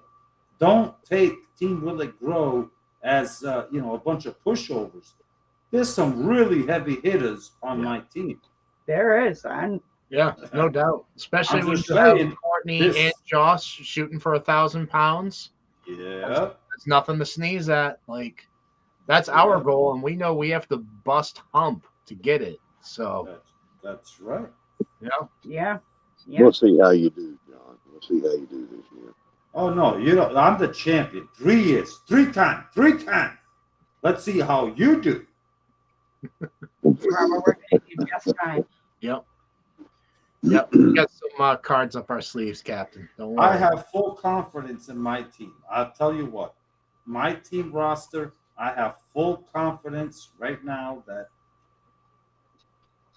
no problem. You all know John Gardner's at the farmer's market, right? Huh? What'd you say? John Gardner's at the farmer's market. Oh, Y'all yes. really think that all them onions that he put up on that table last year come from his place? And all the garlic? No. He's going to find bulk. I would say no, but I actually watched every single episode, so unfortunately. What is all that? No, who are you? I have to give the man Now, I like you, Gina, but you keep Hey, interrupting me. Robert, look at this name over here. It says Will It Grow, not M.I. Gardner. oh man! I like Luke. Did you like that one, Sarah? Oh, I love that one. Yeah. Right. This right here says, "Will it grow?" Yes, it does. It does not say "M.I. Gardner." So it doesn't say it did grow. It says, "Will it grow?" Yeah, we don't know. Well, that's why you follow along and see if that was another payment, Ragnarok. At Will It Grow, only 55 here in Eastern one. Yeah. What'd I say? 45. Yeah, they're 3 hours behind us, man. Oh, this thing's driving me. Oh, Sarah, I love that one. That was a great one. I love that. Gina, you're making another payment. Yes, that's right, Ragnarok. We just made another payment. Yep. There it is, John. Payment number 3. We're paid in full. Done. You don't. No. Ragnarok. He does not get to say any payments. He's not in the negotiations yet. You still owe me 2 more payments. And I decide when I collect the payment, not you or Ragnarok.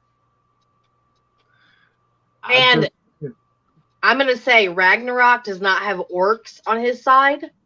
And once those orcs get released onto the winning team, yeah, you guys should be scared. Yes. Yeah. Yeah. I honestly cannot wait to see what he brings to the table. It's going to be amazing just to watch. Yeah. Like, I think he's the wild card this year in Shedwars in a whole. I don't want to undermine anybody else, but like Ragnarok's like that mysterious guy that you don't know too much about, and then all of a sudden he's just gonna come out and be like, boom, boom, boom, boom, boom. I think that's what it is. That and Josh too. Josh on Will It Grow's team as well. Like that's another wild card this year. And he's got 11 helpers. Also gear, like yeah. It's going to be very interesting to see what all these new guys and gals bring to the table. But they better bring it. Yep. It's going to be fun. And we've got people that are keyed up to go foraging. Got a lot of foraging action going on. Fishing, foraging. And I really want to see also like I'm really going to be paying attention to Lori's world. Like she's really super ambitious. Becoming better and growing more. Like I want to see what Lori does this year, and I want to see Elizabeth's adventures. I'm also excited to see what Elizabeth does up there in Canada as well. And Tommy. Did you see? No, I'm sorry. I have to point this out. Did you see Elizabeth's adventures kale plants last year? I did. Yeah. They were as tall as me. Amazing. In a year. Yeah. In a year. Yeah. Oh no, Elizabeth is no joke. Elizabeth can really grow. Oh yeah. And it's amazing to watch how she does it. It's pretty awesome. But definitely, I want to really keep a close eye on Elizabeth and Time to Shine Homestead and Lori's World. Absolutely. Yeah. He's already out there setting things up. He stole my idea, guys. Did you see that canoe he has? No, I think he's using that to transport stuff around, though. I don't know. He said he was going to have some excellent vegetables growing in it. Oh, I didn't hear What are you talking about? Tom from Time to Shine has a canoe garden bed. Yeah. Tom is just chomping at the bit. Yeah, He cannot wait. yeah, for real. Tommy He wants that. Sunshine. Yeah. He can't wait for that snow to be gone and every bit of it. He Oh, put him. look at that. I just saw the chat. Mountain Grandma is in the Yep. house. Hello, Mountain Grandma. Grandma. That's another one too that I want to keep a close eye on. Mountain Grandma. She's also a team member of mine. Yeah. Yes. And I'm glad I picked her because I think she's going to be a. you did good with her. You did good with him. Yeah. Yep. Well, I did They pick up there her in the on mountains. Yeah. The first video of theirs that I watched, it was they had he was up there scouting out looking for elk, I think, On Julie's. and he walked into a big mullein forest. And I just looked at that and I was like, oh wow, look at all that mullein. There's mullein, great big mullein everywhere. And I got this thing. Every time I see a mullein, I want to go dig it up and bring it back to the house. And I do. My niece has actually been doing that. Yeah. She came home with a plant in her hand yesterday from going for a walk. And she didn't even know what it was. She just recognized it as something I had growing in the greenhouse. And she's like, Auntie, what is this? And I'm like, it's mullein. She's like, can I plant it? I was like, absolutely. We need toilet paper. Yeah. Well, I was out like last week somewhere around town, and I can't remember where I saw it now, and it's bothering me because it was it was a stereotypical mullein beside the road thing, right? Yep. But it's right beside the road, and it's on a real steep embankment, and there's mullein, little second-year mullein plants all over the place. And I was like, oh, I've got to come back here, and I haven't found it again. So I don't know where it is. I got to find it, and then I'm gonna have me like 20 new plants here. They really are amazing plants when they bloom. Like I had no idea the first year we had mullein that we had mullein. It was the first time I'd ever seen one actually bloom. Because I made they're beautiful. want to stay away from it with the lawnmower. We're like, no, just leave it alone. Let it grow. Yeah. I'm gonna go check the plumbing. That was almost 6 foot tall. Jillian Carey, belly headaches number 3. You're already behind the ball. You just don't know it. Belly headaches. I like that. And you know, if you get in trouble, there's, John and I, we're pretty much the same with the power. There's not a whole lot I can do to save you if you do get in trouble with the marshal. The marshal. Yeah, the Marsha. Marsha. That's right. I mean, we do this stuff together, and I focus on a lot of the boring details of the rules and things that happen and everything, and don't do a sterling job of it, but I try. And he focuses on enforcing them. We both do and everything, but we're brothers here, so y'all try to stay out of trouble. Keep this man out of my hair. Every time he gets upset, I got to change his diaper. It's terrible. Oh my God. Can he hear me? Can he hear me, y'all? So Ragnarok, Chris just went to grab ours, but that is a captain question. I don't think there's specifics as far as the scale goes. Well, Ragnarok, I really don't have any recommendations. I've got a small one here, but it's, like for weighing your food, before you eat it or something like that. And I've used that in the past. We don't have any specific recommendations for any scale. We just ask that you get one that's accurate, and that's all. We've had some janky scales in the past that were questionable. We've had people that I don't think even used a scale. They were completely estimating everything. And that's not cool. So we don't, that one there looks good that they're holding up It's there. under $20 on Amazon. Yeah, it was Under $20.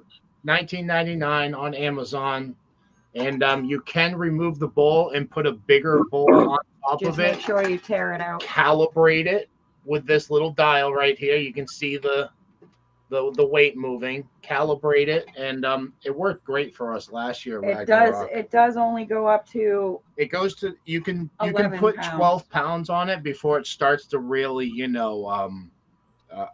mess up. But yeah, that's what we did last year. Weighed over 400 pounds on that. It worked great for us. Even when we had to use grams. John uses the hook one.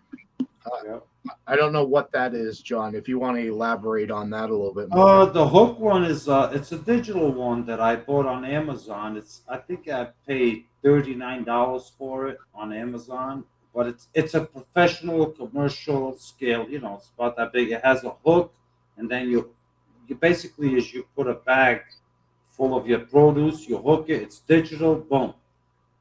It gives you pounds, ounces, and it's super simple because I don't weigh I don't have the time or patience to be putting it on the little plate like you do. Is because when I'm harvesting in the garden, I'm harvesting into a plastic bag or a basket or something. Yeah. And I have the scale set on a hook, and I just put either the basket or the thing. So, and that's one of the ways I don't count ounces. That's one of the reasons why I don't count ounces because, if it's a bag, okay, that's the true weight. I throw out the ounces. To me, everything is in pounds. Yeah. That's just the way I do it. John rounds up to the nearest 20 pounds. I round out to the nearest pound. Yes, I do. If it's 1 pound, 8 ounces, it's 1 pound. If it's 1 pound, 13 ounces, it's 2 pounds. And it eventually it evens out itself. I don't keep track of the grams and ounces and we micro weigh it because we want to know what we can produce. So yeah, that's but a gram here, an ounce there. It's like, okay, I lost 3 ounces on the peppers, but I gained 2 ounces on the tomatoes. Yeah. Well, honestly, in our book that we logged everything into for Shedwars and ourselves, we count in ounces. That's how I count it personally. But yeah, to each their own. How is that? Exactly. You're a Yankee. 8 ounces add up. Yeah. What's up, John? You're a Yankee. Yeah. We're basically in the same school system. What is it with you and ounces? It's just a more accurate tally to what we can produce with our tiny little garden, honestly. In ounces? Yeah. Yeah. I can show you. I can get the book. Everything's in 200 ounces, 150, like. Yeah, which is why it made our life so difficult last year when you said no counting in ounces. Yeah, and then I learned how to count in grams, and I was like, haha. So thank you for that, teaching me how to count in grams. Why not just in pounds? Because we have a little garden. There are some times when we harvest quite a bit and still don't even have a pound. Yeah. So, but this year it'll be different. Hopefully in your onions. Yeah, I can't. For real. Yeah. No, absolutely. Honestly, John, I when we planted 250 plants the other day. Yeah. I really debated even bothering with onions because I sucked out so bad at them. And that really did give me the boot in the butt that I needed to just do it. Yep. And we're going to do it tomorrow. Yeah. Try, like the onion seeds you were showing me, they should have been planted yesterday. Yeah. Yeah, well, the other thing I was thinking too is in the video that you showed, you were talking about transplants that you got at Home Depot. I might have to go that route just because now I'm already behind the schedule. Yes. It's official. Yes. Shedwars has started for the East Coast. All right. All right. So let me show you my onions. He's already going to show us his onions. Oh, what are you, drunk? No, that thing is like loose. No, you're drunk. No, I was just going to get a shot. Oh my goodness. Yeah, I'm gonna go ahead and if I can get over there. Oh my goodness. Oh, that's the wrong one. Hi, Sarah. There they are. Nice. Oh, yeah, then I am definitely way behind. Ready to go. They look great already. I gotta trim them. Yeah, Sarah and we were just talking about that at the beginning, how she trims them. Yeah. Now I'm going to have to do research and see if Home Depot has. Want to see? You want to see my carrots? Oh, Nice. those look great. You want to see the carrots too? Look, the carrots are ready to go. You want you to click Yeah, I'm sorry. I'm trying again. See that? Carrots almost ready. Yeah. John, that's what makes you a unique gardener, is you hear so many people talk about not transplanting that kind of stuff. Okay, is he bringing more? Yeah, John has videos where he's shown transplanting carrots. Oh, look at this. Look at this, right? You see these? The Cosmic Cultivator peppers. I could tell.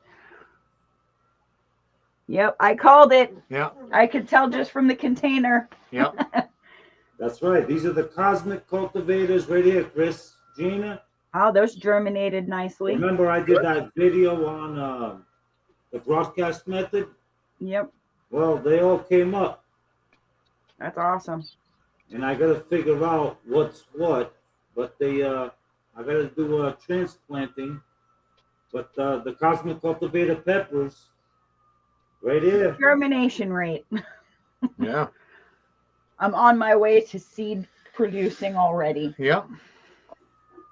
See, that's an advantage that John definitely has that we don't, is we have minimal space, like very minimal space. We're growing on our kitchen table right now. That's all we have for space. Well, Hey, our Chris. porch too. Hi. All right. Chris? Yeah. Can you change your banner? Or is that something you can do during the live stream easily? I can. What's up? You can change it to Shedwars' own. Shedwars 22 his own. Did you guys or whatever see that? you want to do. Did you guys see that? Yeah. Open Yeah, for we bid. did, That was John. awesome. That grow tent. You guys, these grow tents right here. Okay, so I don't use a grow tent. I use some shelves and a window, and I upgraded my lights like 3 days ago. But let me show you my tomato plants that are a month old. Okay, let's see. Oh, wow. Wow. Oh, those things are Those are ready to beautiful, go. Sarah. Now, I put the video out where I uppot them. That was on Tuesday. We're looking at just 4 to 5 days growth, and they are ginormous. That's awesome. People use bone meal and a little bit of fertilizer. That's my average size on my tomato plants. Yes. I saw the video that you did. Yeah. Yeah. I saw you look when at you that, John. scratched out the name on the cup and you reused the cup. Yeah. Why not? And my That's not Barbie your scissors. tomato. I use those pretty cute little pink Barbie scissors. Yeah, that's right. I left you a comment like, the Barbie doll little scissors. Yes. That would have been your tomato, John, but it's not yours anymore. It's mine. Yeah, we'll see. We'll see.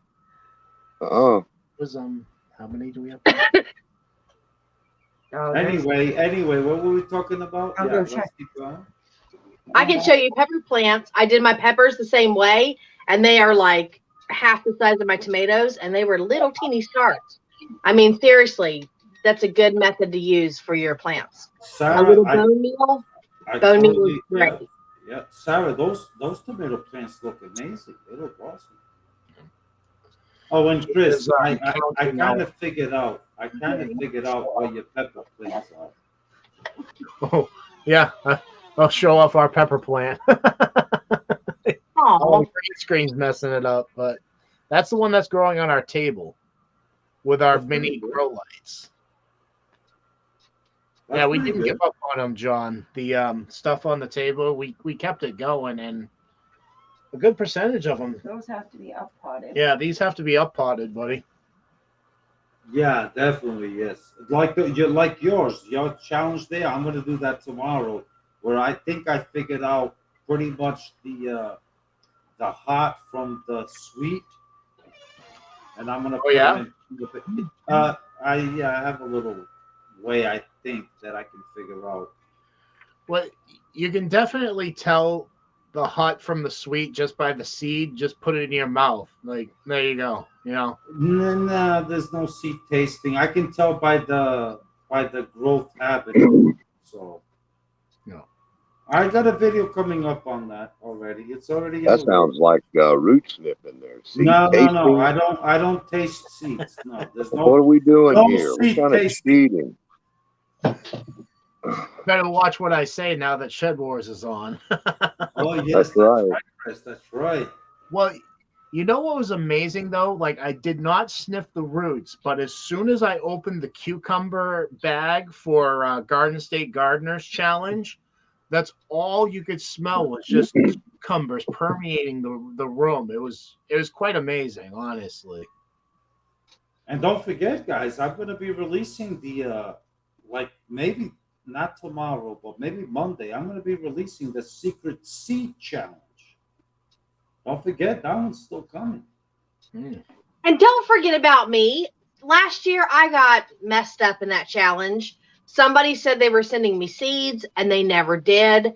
And they did it on purpose to mess me up. They even sent me an email telling me, hey, sorry, I'm not going to send you the seeds after all because you grow too much food. So I had to go to Robert, and I made Robert this amazing package, like full of all this pirate goods and great stuff. And I didn't get secret seeds. Sarah, would you like to be a partner with me in the Secret Seed Challenge? Yes, John. You would like that? Okay. Yes, So- I would love that. Absolutely love that.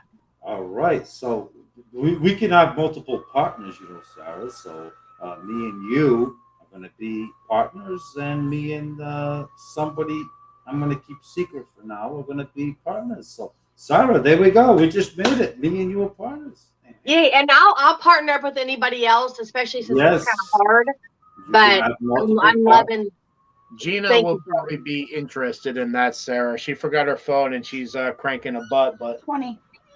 so I from our 250 seeds that we start, here's another one.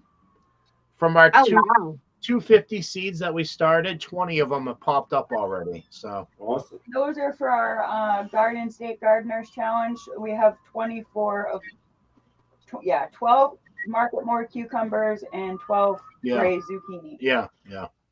Mr. Gina, Marshmallow said he just released his first video for Shedwars. boom, just like that, Lewis. So what? Yeah. You're the man. Number one. Oh, I would love to do that. Yeah, Sarah was wondering. Heck yeah. Sarah, you got another secret seed a challenger. That'd be Gina. great. I mean, I'd pair up with anybody. Yeah. Our team, other teams, whatever team, I'm fine. Yeah. So that That challenge goes as just send a seed with instructions, nothing more, right? I'm going to be making a video unofficially announcing the Secret Seed Courtney. 2022 challenge, and I will anybody want to can know, basically partner up. You can have as many partners as you want. We all like that, don't we? Make sure you get your rest, Courtney. It's on like Donkey Kong now. You better bring your A game. Good night, Courtney. And yeah, so Sarah, me and you are going to be partners. Thank you, Gear. I'm going to send you something that I think you're going to scratch your head like, what the hell is this? Oh, John, you have no idea. I grow the weirdest stuff. and I know seeds, I know plants, and you're gonna be scratching your head. Seriously. Okay. I can't wait to see what the hell it is you're gonna send me. But I will officially make a video on it to explain exactly the rules. You know. So Sounds That'd be good. fun here. Excellent. So here dropped Mr. Master Marshmallow's channel, and he's already dropped his first Shedwars video. So everybody go check that out. That may be the first Shedwars video of the season. Yeah, he probably stayed in here for that one moment. Be like, boom, drop the hammer. That's right. I'm looking on Amazon right now, and I'm going to find a Ghostbusters suit, and I'm going to dress up, and I'm going to take Mr. Marshmallow out. I'm going to be like, nice, Ghostbusters like style. That's yeah. Yep. That'd be good. Because that's all I can think of is Mr. Stay Puft. Right. That's all I think of too. Hey, where is Ragnarok? You're still in here. We were talking about the scales earlier, and I had an idea for something that I wanted to do, but it might be an idea that you want to do as well. When we're talking about this, and it's right up your alley probably. I'm wanting to make like some kind of bushcraft scale, like where it's a big stick, once, and whatever you're going to weigh on one side, and then have some weights that you put on the other, like a big balance scale. Oh, and that might be something that you and your kids have a lot of fun making. So I was thinking about doing it for weighing potatoes or anything that was big. But that might be something that you want to do. So I'll just go ahead and tell that instead of having it like a secret thing I'm going to do. That might be some fun, for an extra scale. Show John that. Oh, we got a sunflower? Yes, we do. Nice. John, we finally got a sunflower popping up, buddy. Only one? Well, so far. Don't drip it on the computer. So far, we were a little nervous. They weren't doing anything, but yeah, one popped up finally. So Did you soak them overnight? Oh. Yeah. You should soak them overnight, 24 hours, because that's to soften up the husk. Gotcha. Well, she just got done dripping all over the floor, so that's kind of soaking. Yeah, we touched on that subject like 3 lives ago. We don't want to go back to that, Chris. Yeah. Well, Chris, weren't you talking about saliva being good for like root hormones? Yes. I think I'm going to try sucking on some sunflower seeds before I plant them. Oh, yeah? And see what happens.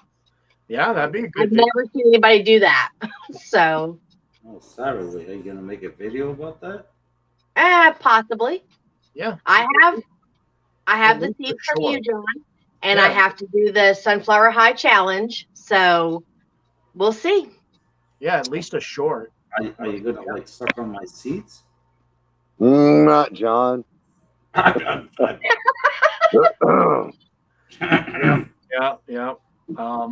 Anyway. It's past midnight, isn't it? It don't matter. We have those Look, I love Sarah. What do you want from me?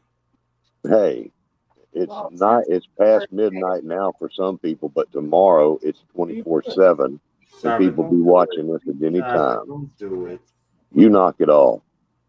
She's a jellyfish. That's right. She is a jellyfish. Gina just harvested her first vegetable. Oh, Gina. Of Shedwars. There you go. Those are growing in my kitchen. Go ahead. How many grams? Come on, Gina. How many grams? Weigh it up. It'll be the first weigh-in. Oh, yeah, that's a pound. That's a pound of green beans right there, John. Round it up. Yeah, that's a pound. All right, we're going to share it together. 200 pounds maybe from one little bean. 200 sounds good. really freaking good. I'm full off of 200 pounds of beans, let me tell you. Q says sucking on seed. Sarah, that's something I would say. Yeah, yeah. Yeah, I'm sure Virginia would certainly would say something like that. She would. Oh, Q, since I couldn't comment, I want to say your video on your worms the other day was absolutely Yeah, amazing. the worm slurry. Yeah. The only difference is Virginia actually crushed my seeds, so she doesn't get to suck on them because she crushed them. Yeah. Well, most of ours were too. We made it work. Yeah, we did. Well, it wasn't Virginia. That It was one popped up. I had her faith the father. others will. Her father supposedly crushed my seeds. If you, as long as you have the kernel, though, you're good to go. I would think it would germinate faster without the shell. Yeah. Absolutely, of course it does. Kind of like what Kenny does there with his pumpkin seeds. He'll sand them a little Yes. bit to get them to open and blossom faster. Yes. Yeah. Believe it or not, most seeds are actually in the seed. Yeah. I explained that in a video, I think. We learned that with peaches last year. I planted my own peach tree last year from seed, and yeah, you have to sit there with a nutcracker, crack the thing open. Yep. And I planted it in the middle of winter, and it's already 5 foot tall, not even a year later. Yep. Wow. Yeah. Peaches are fun. It's the nuke plant. That's what it is. Well, I did. I cracked open some seeds, peach pits and everything. I cracked them open and germinated the seed inside. In fact, that's a pro tip. You know, a lot of people do it that way if they're really growing peach trees. You know, and I've done a bit of that with my Indian peaches here, and it works very well. You're right, Robert. Where the seed is actually inside of the pit and not of the seed. So if you crack open, you know, like a pumpkin seed, you'll be amazed what the hell is in there. Yeah. It's the actual seed. Yeah. Same thing with sunflowers. You know, soak your seeds overnight. You know, and like lukewarm water, soak them overnight, and the next day, boom. Yeah. And people are still, you know, they think that, you know, we're talking about starting seeds in sand, but people have been doing that a long time.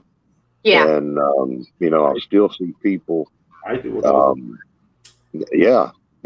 You made the video, and there's videos out there for a long time about people starting it in sand. I'm going to go down to the river and get some river sand. Absolutely. And get a bunch of stuff going. Not going to worry about any kind of mix or anything like that. It's like there's no soil in a wet paper towel, but a wet paper towel will get so many dadgum seeds going. There's no magic in a wet paper towel. The magic is in the seed. Yep. You know. Well, the magic, Robert, is not only is the magic in the seed, but it's everything has to germination. The most important element of germination of any seed on the face of the planet all has to do with temperature. Temperature, exactly. Temperature is the most important thing. Is you take different vegetables and, like, let's say, let me just use an example. You take, let's say, cucumber seeds, and you take pepper seeds, and your soil temperature, let's roughly example, your soil temperature is 50 degrees. You get your cucumber seeds, they'll germinate because they like 50, 55 degrees. And then you say, well, my pepper seeds didn't germinate, and they're in the same, you know, exact quadruple. Well, because pepper seeds don't like 55 degrees to germinate. They like 75, 85, 90 degrees temperature to germinate.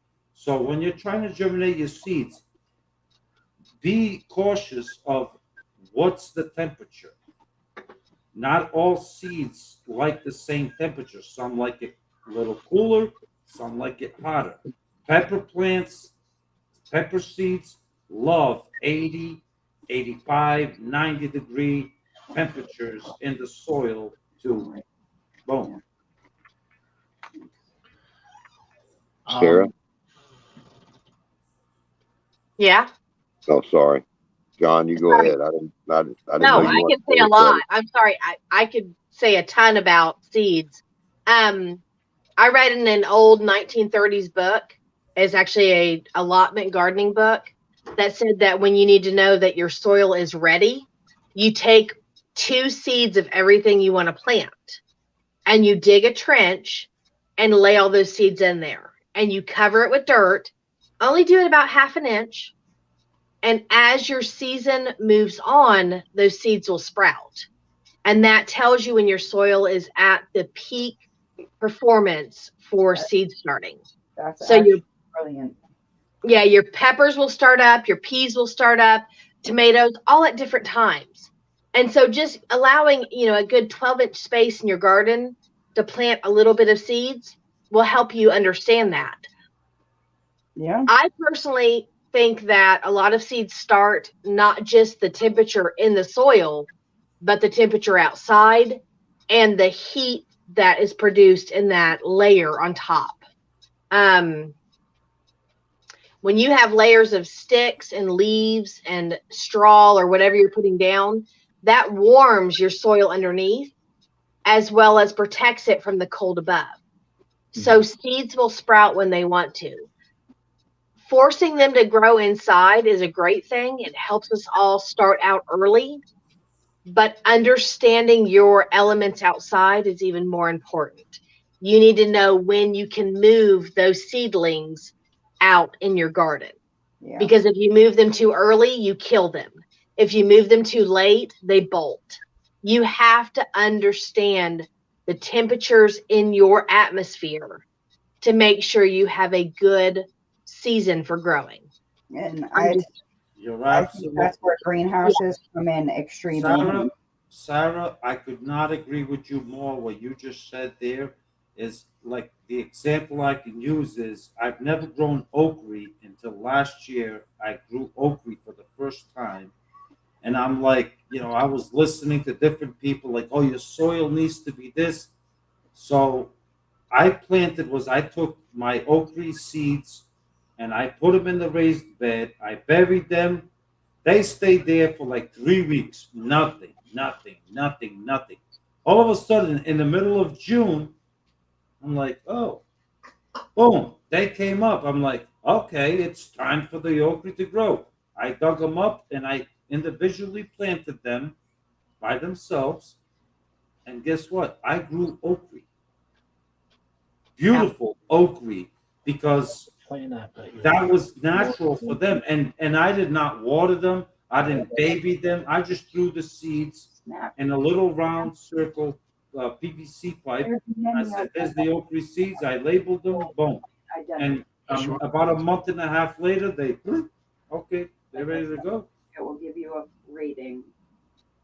You want to go to So, Lori, Gina says it's Plant Snap or Snap Plant is the one that she uses, but just go ahead and type into Google and you'll find many of them. No, but Play Store, but Gina uses Plant Snap. I use picture this. Picture this. Picture this. Okay. All right. That's what I use.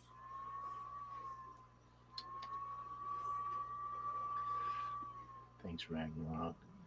Yeah, and I wanted to get back there that Sarah and Belly Acres. I know this is a little, hippie-ish of us, but hey, it is scientifically proven, everybody, that positive vibrations will help your plant growth. Yes, absolutely. Talk to your plants. Sing to them, touch them, make love to them. One of the reasons why we've been buying instruments, by the way. Yes. I totally agree with that. I do it. I've done it for years where I sit there and I'll just play music and I'll sing and I'll light a fire in the garden. A lot of you guys that follow along, I have a fire pit right right next to my raised garden beds. And Yeah. I'll light a fire in the middle of the night, 8, 9, 10 o'clock at night in the summertime. And I'll sit there, drink a beer, smoke a cigarette, talk to my plants. Yeah. Yeah. Hey, we have a fire pit and a wood burning stove in our greenhouse. So. It's so enjoyable to sit out there, like listening to the tree frogs. Yeah. Yeah. And I think we're gonna have a fire tomorrow night. Yeah. We need to. The energy that you put into your plants, the positive love and light that you put there is what they give back to you. Yes. And a lot of people think plants are just, you know, things in the ground. No. Talk to a plant, sing to it, hum to it. While you're out there working, even just, you know, positive energy, not negative, positive. Touch it, feel it, caress it. Tell it you love it. Thank you so much. Yeah. You know, I'm grateful for you. I can't wait to see what you do. Encourage those plants. Yeah. Guys, I had a drought last year. I had 8 inches of rain from March to November. That's all I had. And I had to water by hand through my hoses, and it took me forever. I did not get enough water to my plants. I pruned, I loved, I did what I could. But everything that I said to my plants was that you are going to be awesome. You're going to be great. You're going to do good things. I ended up with 1,886 pounds of food. In a drought. In a drought. In a drought. Yep. Awesome. 8 inches of rain for an entire, 7-month span. I ended up with that much food because I still told those plants, you're deserving. I love you. You're going to do great things. Yeah. And it sounds crazy, but honestly, just tell them. It does not sound crazy. They are living things just like you and I. Exactly. Yeah. Even last night, watering my plants on the table, I gave them a little bit of fertilizer. And this was amazing. If you really sit there and actually pay full attention to your plants, you could see them vibrating. It was almost like they were vibrating with happiness. Just because I gave them a little bit of fertilizer. Yeah. Like, they know. They know when you talk to them. They know when you put in that extra care and love. They're living just like we are. So, yeah. Gina and Chris, I'm telling you, if you want to feel a out of this world moment, plant some sunflowers and go outside 30 minutes before your sun starts to set and sit with them. And tell them that you like them. They're beautiful. You love them. They're great. You can't wait to see them grow taller. And as those blooms start to fade to the sun, they'll fade to you. I have seen it. I swear on everything that I am. I have seen those sunflowers stay pointing at me instead of at the sun because they feel that energy. It's amazing. That kind of brings up the aura that you're admitting. Oh, yeah. Yeah. Lone Star, what's up, buddy? Hey, Les. Hope hey, you're Les. doing well, Les. How you doing, Les? Sarah, I totally agree with you. There's nothing that gives me more enjoyment than, like saying even good night to my whole garden. Like, Oh, yeah. We could be having a get together, a party here with, 30, 40 people. And all of a sudden, 9:30 at night, oh, where's John? No, he's probably back there in the garden somewhere. And that's exactly where I am. I'm saying goodnight to all the plants. I'm walking through. I'm like, okay, tomorrow I'm going to give you some food, buddy. Don't worry. Okay, you look good. How you doing? And then, I touch them. I look at them. I talk to them. Like, yeah, I'll fertilize you tomorrow. Don't worry. Relax. Take it easy. I do. And I do. It sounds crazy, but it's like, yeah, he's over there talking to his garden. Yep. John, it doesn't sound crazy, John. Not at all. I do it all the people that are not passionate like I am, they think that I'm crazy walking through the garden talking to pepper plants like, hey, look, I'll take care of you tomorrow. Don't worry. Just hold on, bear with me. Robert? Talk to Robert. What? Robert, man, last year and the year before, any video I see, that man talks to his strawberry plants, talks to his Wilson with the onions. I mean, he's proof enough. Yeah. Yeah. No, Oh, I don't do that on purpose. I'm just crazy. And I want to know what mushrooms you people are taking before you go out and garden, okay? All this hippy dippy talk to my plant stuff. Come on. yeah. Oh, Hey, I'm Robert, joking. I'm Robert, totally joking. I agree. There's even been studies Yes. of, they did studies on water, Yes. okay? Scientific studies on water that was, talked to in different ways. And there were, And they froze it and yeah, captured the difference of frequencies in the water. Yes. I know there's exactly. something going on. Did you ever see that video with the high school kids where they put the plant in the hallway and then another plant? And this one you said positive to, and this one you said negative to? no. And they I had have no not. sunlight, no extra water, no nothing. But all the kids that said bad things to plant A, that plant shriveled and died. Yeah. But everybody who said something great to plant B, it grew 10 times taller, bloomed out, was beautiful. See that?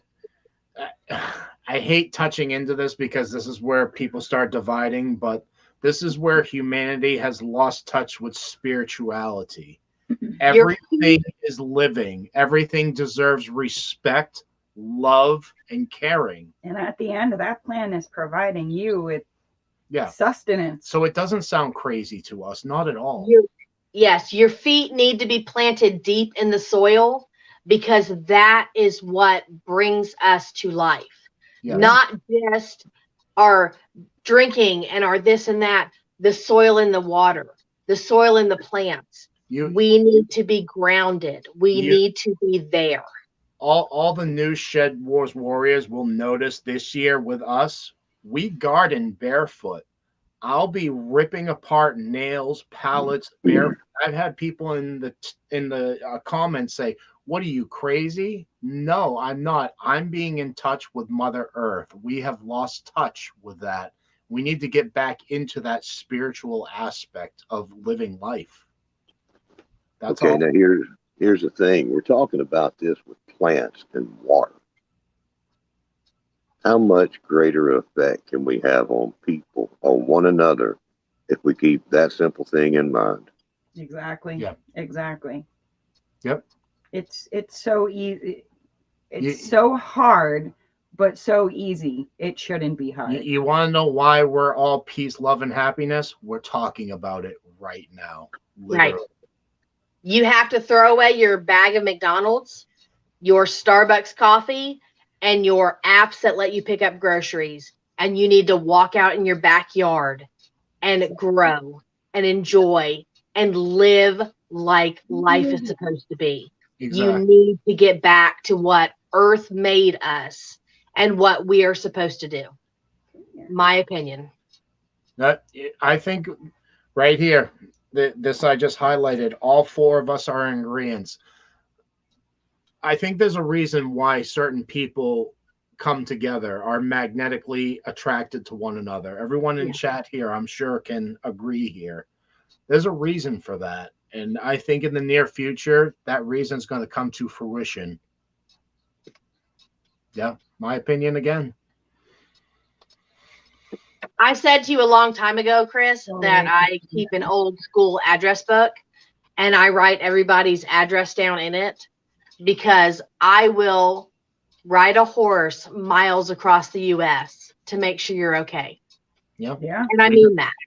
I mean, when you become connected with people, I don't care about gasoline prices, the world falling apart, any of that. I'm going to be a Rick Grimes from Walking Dead on a horse, making sure that my friends are good.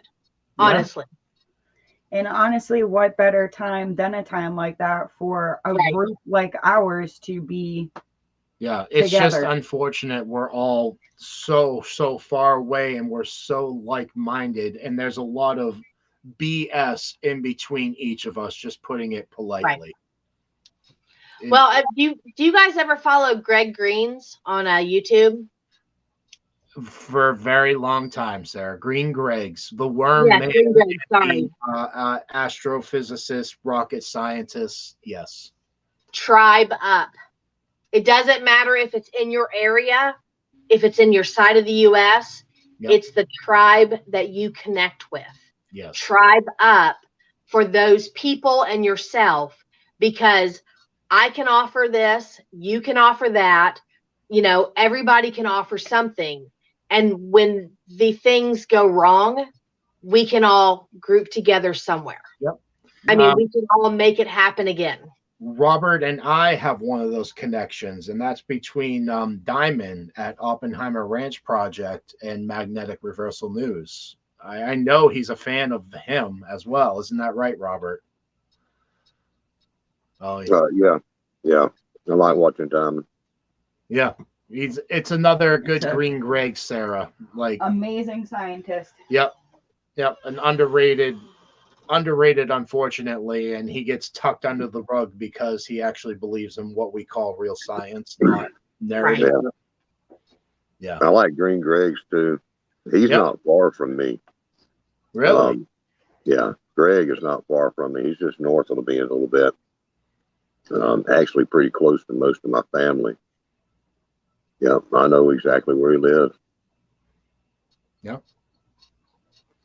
And it just amazes me how how we're all connected through these how am I trying to say this, just different avenues and ways. Like, I never would have thought you would have brought up Green Greg, Sarah. Never in a million years, but for 5 years I've been following that man. I've been following him since he only had 100 subscribers, and I can tell you my reason for believing in all of this is that, yes, I believe the earth is round. I don't believe it's flat. I'm going to be honest with that. I believe it's round because we constantly come together at some point.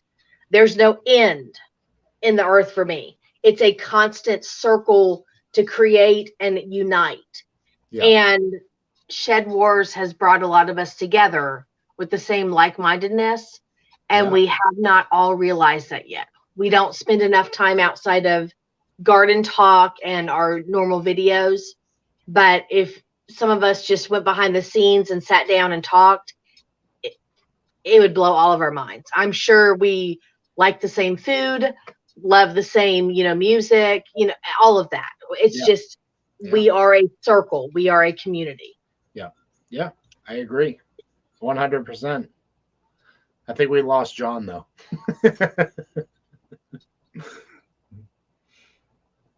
No, he must be checking the plumbing. I think we caught Robert eating. Yeah, I think he's eating too. Yeah. Was it that obvious I was eating? Yeah, well, I'm observant like that, buddy. I'm sorry. Sometimes the microphone picks up too much. No, we didn't. I'm getting hungry. No, you didn't lose me. I spoke barrel over my modem. Oh. And the internet's acting up. Oh. Yeah, Diggs, Gina and I kind of have that same experience. Like, she started off in a spiritual path. I started off in a prepping path, and we crossed at one point, and now she's on the prepping path and I'm on the spiritual path, and it's very weird the way this all kind of works in a way. Well, we both got back to the same point, and we went at the end. Totally different avenues. Totally different avenues, and Sorry, John. Oh no. I hope. Well, he may have to. You know what? There's maybe a benefit. He may have to get a new computer now. Just saying. But wish the world could have met my grandpa. He was the man who knew everything always. Yeah. A lot of our grandparents were probably like that. Yeah, my great grandfather, I never got to meet him, but yeah, he was the homesteader. He had acres and acres and acres, 64, I believe, acres of land. He was a farmer. He was a strawberry guy. And I only got to hear stories, but yeah, I was definitely born in the wrong generation. Yeah. I should have been born when my sister was born 15 years prior to my birth. Yeah, a lot of us can say that statement. Yeah. I should have been born when my grandmother was born. I don't like modern appliances. I don't like technology. I have 2 apps downloaded on my phone in 7 years. That's how old my phone is, and I still film YouTube on it. So, I don't believe in all this. I want to 8 live years. old world. Yeah, this phone is 8 ancient. years old. Ancient, like. I traded in my flip phone for this phone. Yeah. Yep. That's how bad I was. I mean, a flip phone. Yeah, the clamshells. Yes. Yep. Yeah. I say that all the time. I really should have been born in the 1800s because this lifestyle here now is not for me. Not at all. No. There's a different type of life back then, and I would rather live on a homestead farm and go into town once a month for my, goods at the market. If at all, like.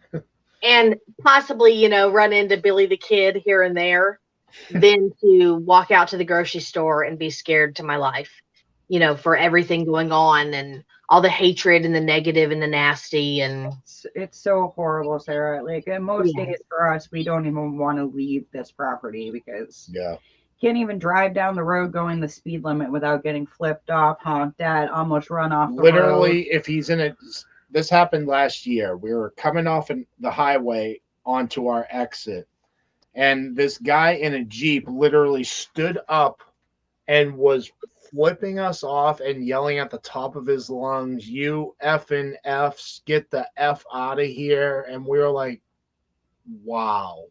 Just absolutely wow. And I'd rather, if I was going 15 on the highway, but I'm going the speed limit, I'm not going any faster to get a ticket just because you're in a rush. Bye, Tool Time.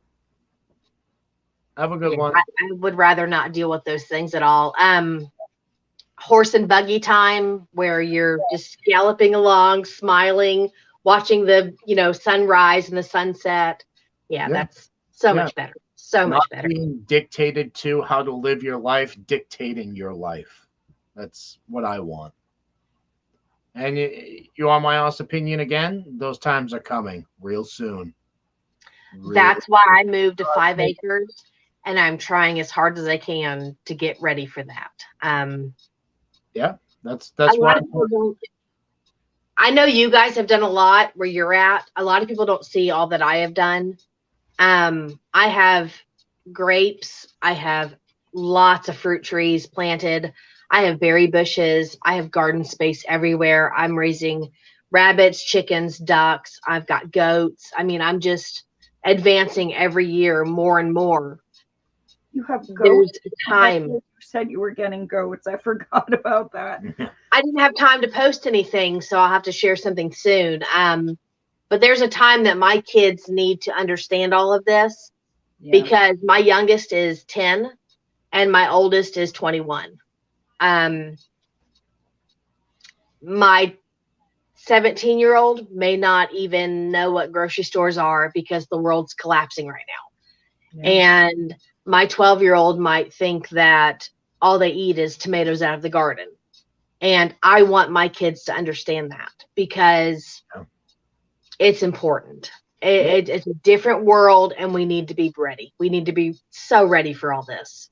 Yeah. And Sarah, the way I look at it, even if this world does a complete 360 and things go in the opposite direction, and I pray that day happens and things start going back up. As horrible as that sounds, we do like bring it on. We're at that point, like bring it on. It's time for a reset. Yeah, but at the same time, if the world did flip and start heading in the right direction, it's still life lessons, valuable lessons that everybody should be teaching their children. And I mean, the way I look at it is about our generation is the last of it.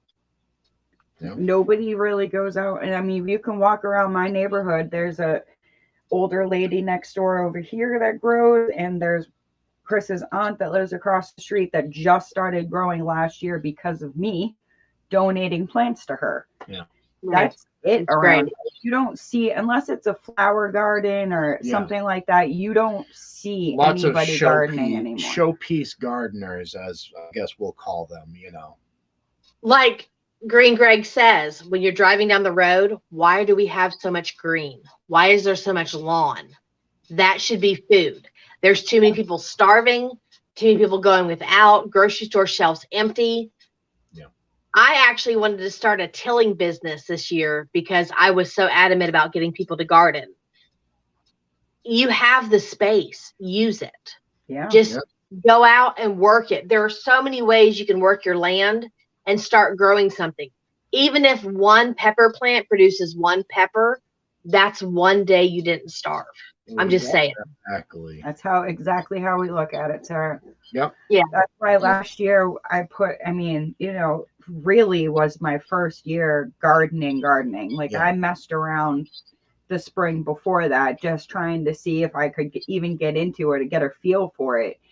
And I mean, I produced not a lot. There was some, but not a lot. It was like, and that winter I sat down on YouTube and I just studied. I was like, okay, I want to grow tomatoes. Started looking up tomato videos and wrote down everything that I needed to know. I did that plant by plant by plant by plant all winter long. Last year, I grew 430 pounds of food because of it. That's amazing. I mean, yeah. People think it's harder than it is. It's not. It's not. And you have the resources right here. Everything you need to learn is on this disgusting thing that each one of us has. I don't even go that far. It's in this community right here. But you have to, it's either on the TV or it's here. Yes, it's the community. But once again, we're separated by hundreds, and then thousands of miles. So, and it's sad. It's sad to think that way. In the old days, it would have been a stamp on a postcard that's sent across the U.S. to say hello. Yeah. The world is in your hands. And you need to right now focus on that, because that might go away. And if you're not trying to change your little environment, you might lose, and you might lose out big time. Simple things. Just learning how to bake bread, learning how to make your own yogurt if you've never done that, learning how to make apple cider vinegar from scraps, jellies, jams, sewing soles on shoes out of Lucky Charm boxes like Robert did. I mean, just little things. You need to learn those, because that time may come. And unfortunately, if you're left there without knowing, you may not have somebody beside you that can tell you how to do it, because that phone is going to not work for you anymore. Yeah. And the other thing that worries me too, and one of my main drivers for wanting to push people to grow food, is what's going to happen to people like us that are prepared, that have thought of all these things, and this person hasn't even bothered to do anything. Their easiest solution is going to be, hey, I'm going to go over to these people's house and I'm going to take it. Yeah. Like we were just saying, there's 2 gardeners on this street, maybe 3. She does herbs and stuff next door. My aunt does very little, just enough to say, hey, we had a salad. But then there's 100 more people on this street that don't know how to garden, that see what we're doing. And when that day comes, they're just going to be like, oh, yeah, let's go over there. That's why Shedwars is so important to us. Oh, yeah. To get people back into those traditions. Like, how hard is it to buy some dirt, a bucket, seeds at the dollar store for under $10 and make your own dang salad? Yep. It's not and hard. It has a lot to do with convenience. If you're given that, you're happy with it. Complacency as well. Right. If you have to work for it, it's too hard. You don't even want to start to work. I had my dad say to me the first year I started growing, and it really discouraged me at first, because I'm like, I'm going to grow my own food. I'm going to save all this money. See that? See, I do need a battle axe. Yeah, you do.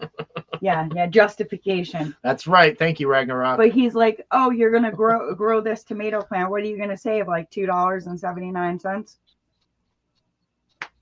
What? No. It's like $2.79 a tomato now. Yeah. Yeah. Our Walmart is $1.49 for one onion. A year ago today, we could get a bag of onions for $1.49. But for him, he grew up in the lifestyle of growing your own food. And obviously, times got more convenient and more convenient. And it was just easier to go to a store and get it instead of growing your own. And I was like, no, I want to do it the hard way. Yeah, because now's the time to learn.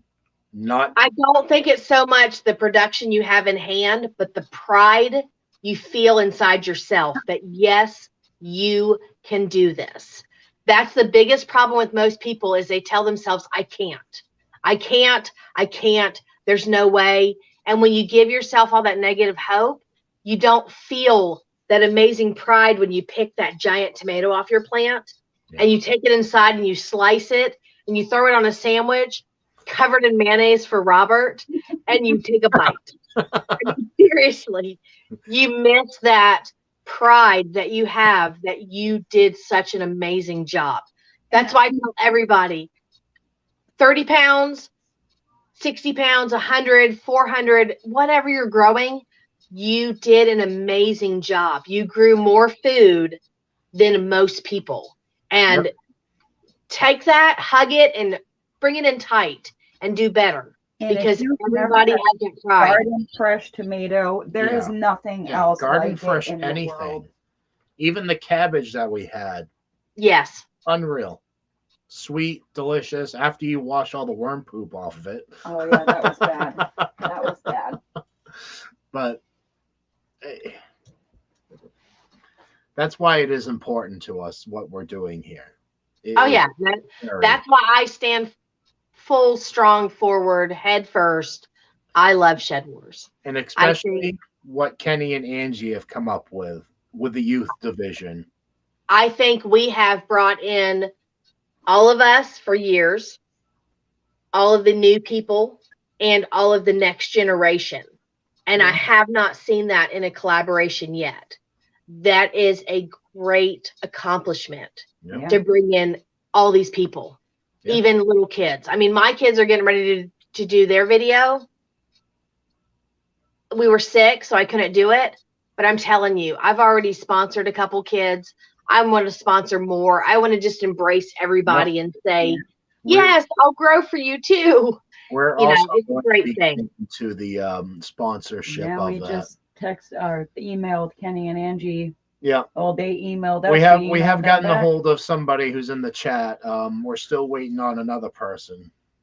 So yeah, we already got a couple of sponsors who we want to do, and full steam ahead. Yeah, full steam ahead. Like, it's important for the younger generations.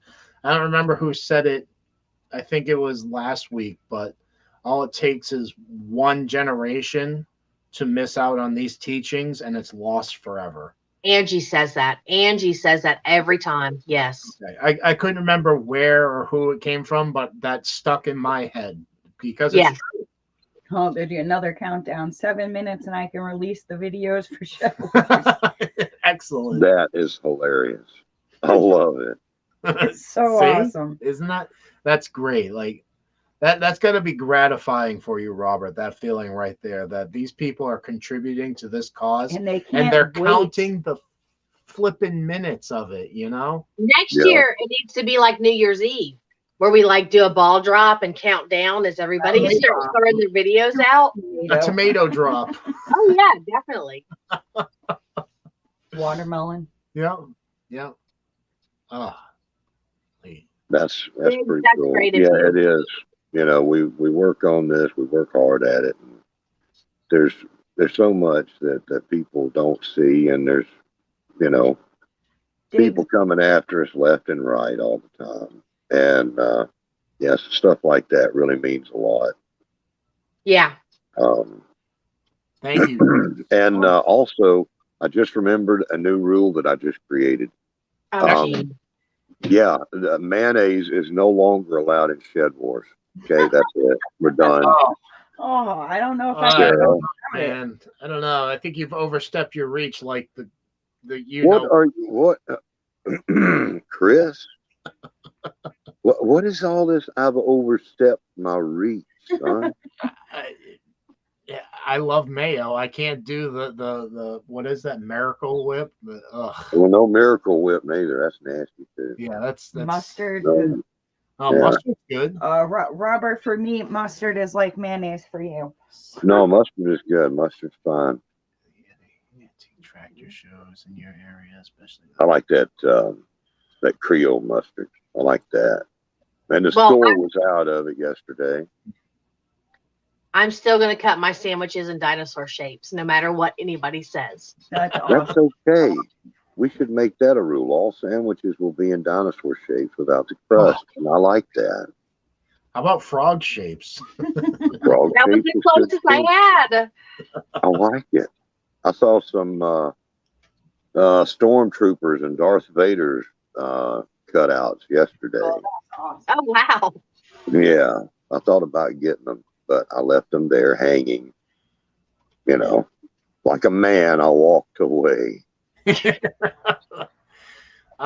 Diggs, not so much like antique tractor shows, but yes, they are around, but not like a show of it. I mean, around here, I think that would be more like our fair type places where you'd still find, I mean, we still have horse pulls, oxen pulls, that kind of stuff, where they kind of try to keep the gardening community and, yeah, why can't I think of the word? Animals going, you know, the 4-H and all that. Oh yeah, yeah. We do have a lot of fairs up here. Yeah, they're everywhere. Yeah. And the fair culture is so much fun. Now I know it's different, but when I was a kid, the county fair was like the social event of the year for the communities that I lived in, and we were up in the hollers, and it was important, and everybody got tight about that kind of stuff. All the competitions, the animals, and the ladies in the community, their baking and their pies and Yep. and canned goods and quilts and all that. It was tooth and nail. And that's kind of the spirit that I hope that we can bring out in the World Fair, Shedwars World Fair, with people bringing in the other things besides their garden. But my folks, when they grew up, it was truly, you had to garden and work on the farm and everything, or your family was going to starve or do without something that didn't get planted and done right. It was truly that way. I missed that by just a little bit. I still had to help with stuff, but they knew it was, all this had to be done or we're going to starve, Yeah. And y'all were talking about it earlier, and those days are coming back around possibly. People, pay attention to what they want to out there. But from what I'm seeing, them days is coming back. Good night, Mountain Grandma. Good to have you, folks. Well, I'm sure we've all heard stories of the Depression and all that. I know my grandparents talked about it quite frequently. And it's starting to seem like pretty similar circumstances. Yeah, it does. Yeah, and from what I see, I've been watching this since the mid 90s is when I started getting, it's like, hey, I'm old enough for this to make sense and it be of interest to me, Yeah. It's going to be worse than the Great Depression. Yeah. We have more people, we have more resources, but you know, not to belabor that point and everything, but you know, I mean, I could talk for hours on it, but I won't. But you know, it's in my opinion, we're headed into some biblical stuff. Yeah. And not the good part, you know, not the whole Garden of Eden thing, unless you've got your garden and, you know, somebody to Eden with, you know, out there, naked gardening day. But it's going to be some of the more rough parts of the Bible is what looks like it's coming up on. But yeah, I couldn't agree more, Robert. And it's unfortunately going to smack people upside the head with a big brick when that day happens. They're going to be like, "What happened?" See, the thing that really it hurts, honestly, is like, you know, we try to prepare as many people as we can, especially close family, and they don't listen to you. They don't want to listen to you. They think you're crazy, literally. That's right. Not even that. But then these things actually come to fruition. We'll say, i.e., gas prices, and then they look at you like, "Oh, you were right about that," and then you'll tell them what's going to happen next, and they look at you like you're crazy again. And it's like, that's right. If you took my word, they don't want to believe it. Yeah. People don't want to believe it, and it's. I was watching Patera yesterday or today.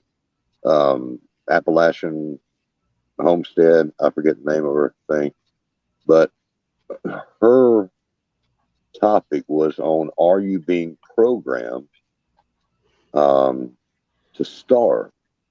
Yep. Are you being conditioned to starve? Yeah. And I believe that she had a good point.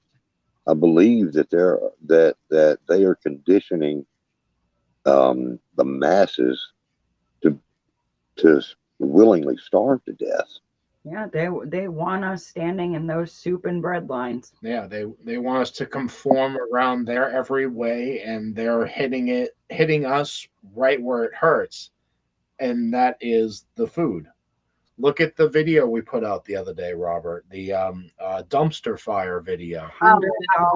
Crazy. Hundreds of dollars, and that was only the tip of the. That's all we could fit in our car at the time. We stuffed our car. We couldn't hundreds fit anymore. and hundreds of dollars just thrown in the trash. In our freezer, what was it, like $60 worth of bacon at the dollar store, along with probably 30 or 40 breakfast meals in a box. Just, you know, sausage, eggs, 2 pancakes. Or sausage, eggs, and 2 pieces of French toast. Yeah.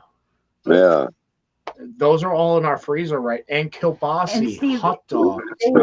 They were dated for at least 6 months out from when we found them. They're still good.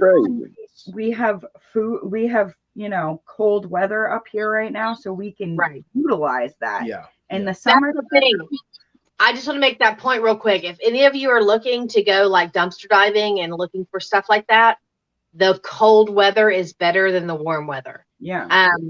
Produce doesn't go bad as quickly. Meat does not rot as fast. Yep. You're looking at freezer and refrigerator temperatures outdoors for food that is perfectly good. But then there's even dry goods. Dry goods are perfectly fine, though. Canned goods, like all that stuff. I mean, we clean a parking lot, so we see, you know, we know what's out there. We know how long it's been there. It's not something that's been sitting in there for months and months. We see the dumpster every day. Every single day. Yeah. So, you know, when it starts getting cold out, we're like, all right, why let this just go to waste? Yeah.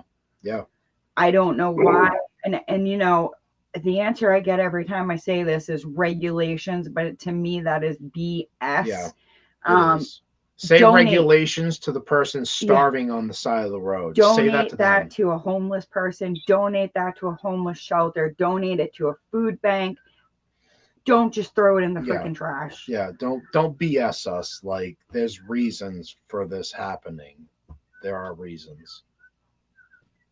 And that's the dollar store. Could you imagine how much money they're throwing away every day at a Walmart? Or... Oh yeah. Oh, tons. I bet they're not doing it as much lately though, because Unfortunately, Robert, yeah, it seems worse lately. with the increase of meats prices and whatnot, we're watching all these reduced price stuff still being overpriced, not being bought, and then the next day you go in there and it's like, yeah, now it's all fresh meat. Where did all that go? Like, the employees aren't taking it home. No, they're not allowed to. Yeah, well, I'll tell you what. I was up there today, and there's a lot more empty slots in places. I picked up a few more things, loaded up the car one more time.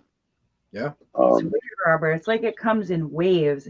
Seems like when it gets bad down south, it gets better up here, and then vice versa. Yeah. Probably because of limited truck drivers, and then they can only be stretched so thin. That makes a little bit of sense. I can't understand where the saltine issue is. There's no crackers, period, up here. Yeah. I mean, it's flour, salt, and water that makes a saltine cracker. Why are we at such a great, depression for saltines? I don't get it. But I got them all here.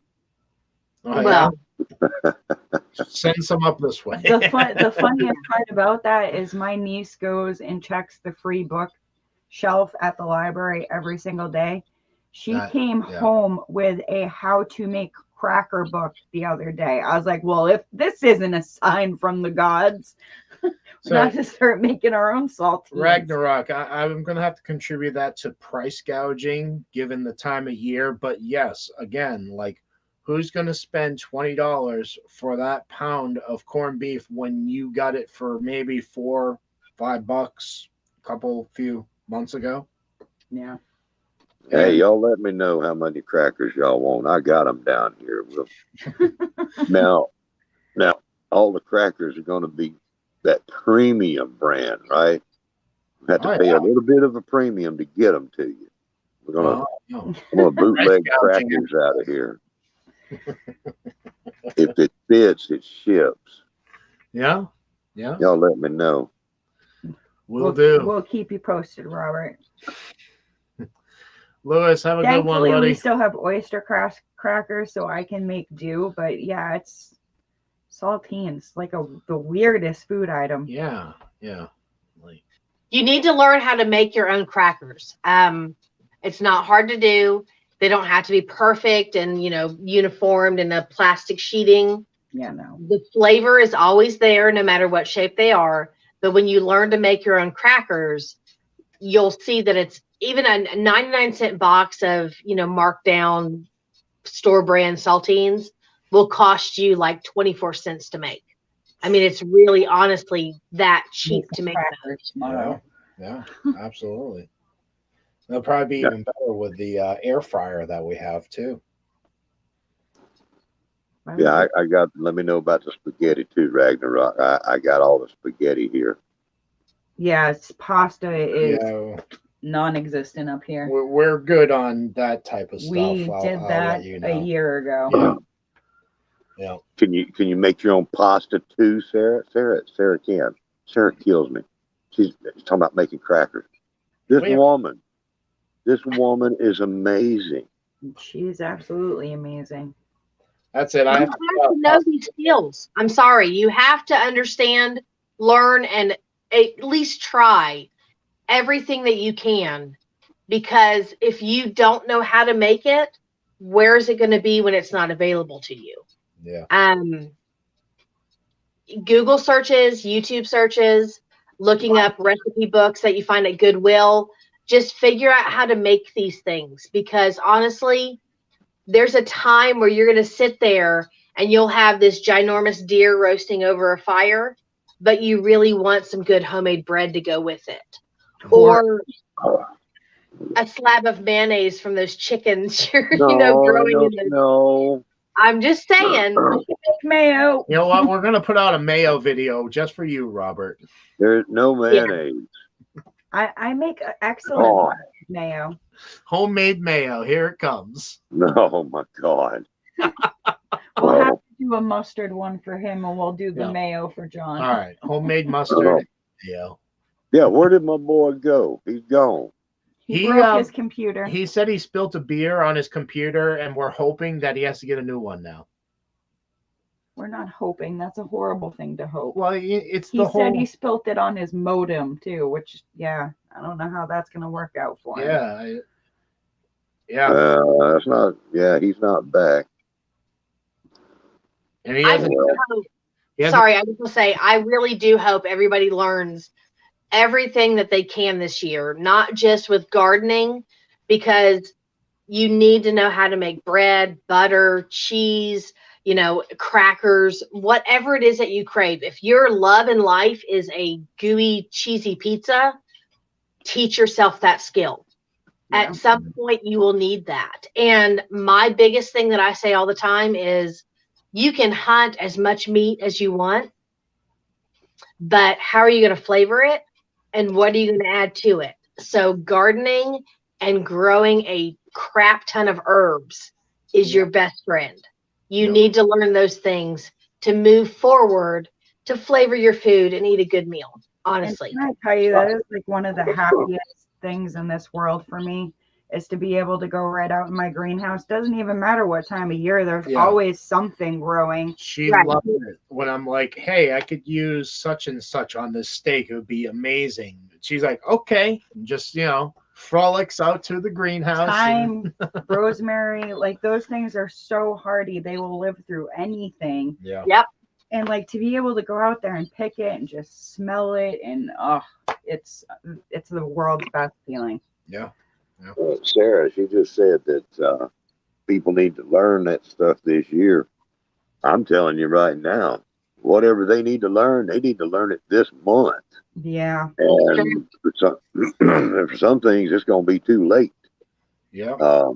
The way these things go historically is, everything gets a little scary, gets a little uncomfortable, and then it gets a little worse, and then it starts taking a geometrical pattern as far as, it starts propagating problems like crazy.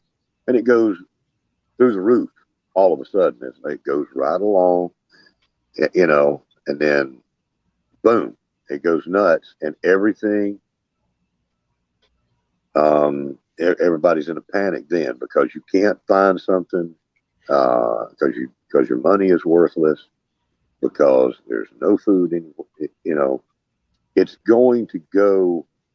We're going to hit a spot where all of a sudden it's everywhere, all at the same time, and it's pain everywhere, and it looks like it's going to happen this year easily. And the time is up. Yeah. There's been years to prepare. People have had years to prepare. And the time is up. I will definitely say, Robert, I agree with you, especially on the timing. And I think at the latest, it's going to be that, event that happens this year. Around November-ish. Yeah. Around November-ish. It might be June. Bean counting. I think that's really going to be a huge, massive blowout. Yeah. And that's even if they don't say, okay, we're at war, and we start having all that kind of stuff going on. Yep. People talking about the gas prices, but it's everything. It's everything. And it's the availability. Yeah. Availability of things. People need to get it in gear. There's never been a time in my lifetime that I have seen something like this, that what we're about to face. Yeah. It's time. Yeah. Music stopped. Have you got a chair? That's what I say a lot of times. And you got to think too, with the gas prices, it's not just gas. Gas affects every single thing on this world. You need gas to transport the food. Like, there it is. So if that keeps going up, like, it's literally going to be, oh, am I going to put gas in my car, or am I going to put food on my table? Yeah. Well, I mean, when I mean it's a created situation. Yeah. Oh yeah. It's been created, and they have invested lots of their time creating this crisis. And right now is still the good old days. Right now you can still find things, but you will not find it in the future. And if you do, it won't be affordable. So you'll be paying in silver and gold instead of these pretend dollars that we throw around that mean nothing, really. that's if you've been stacking for years, you will. But you're not going to find that much. You're not going to find that much silver around right now. No. You can. It's at a premium, but physical is getting hard to find.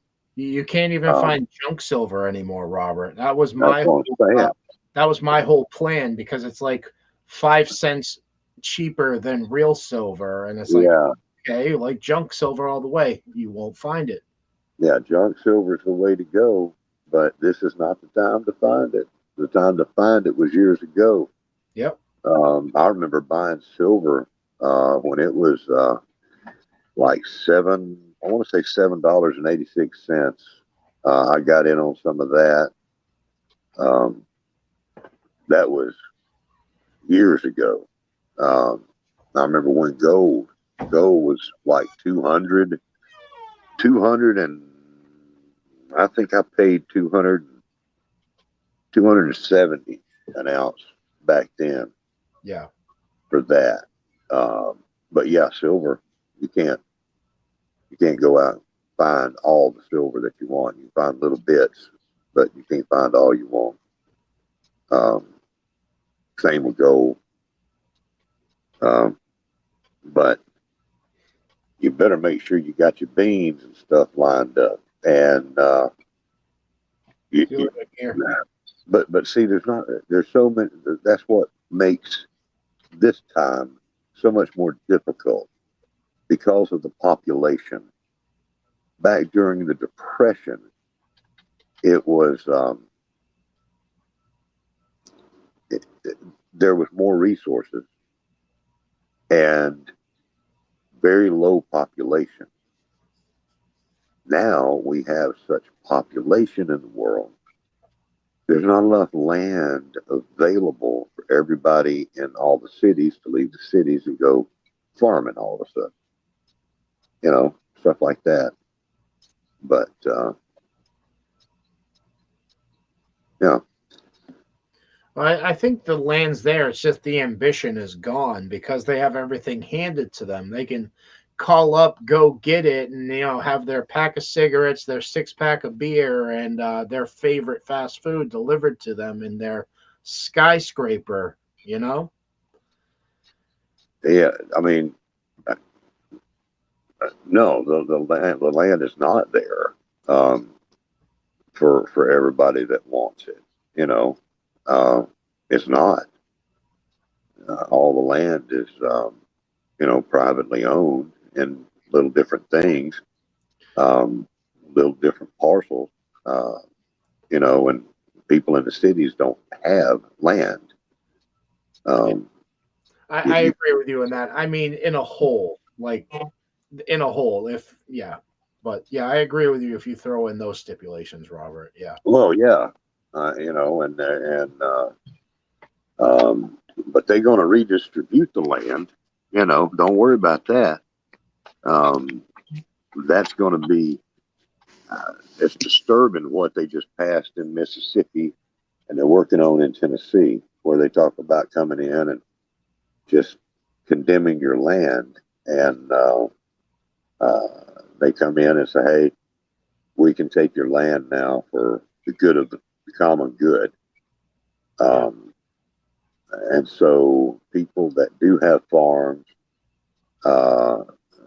government can come in and say, okay, you're going to move to the city now because we have deemed your land to be for the common good now.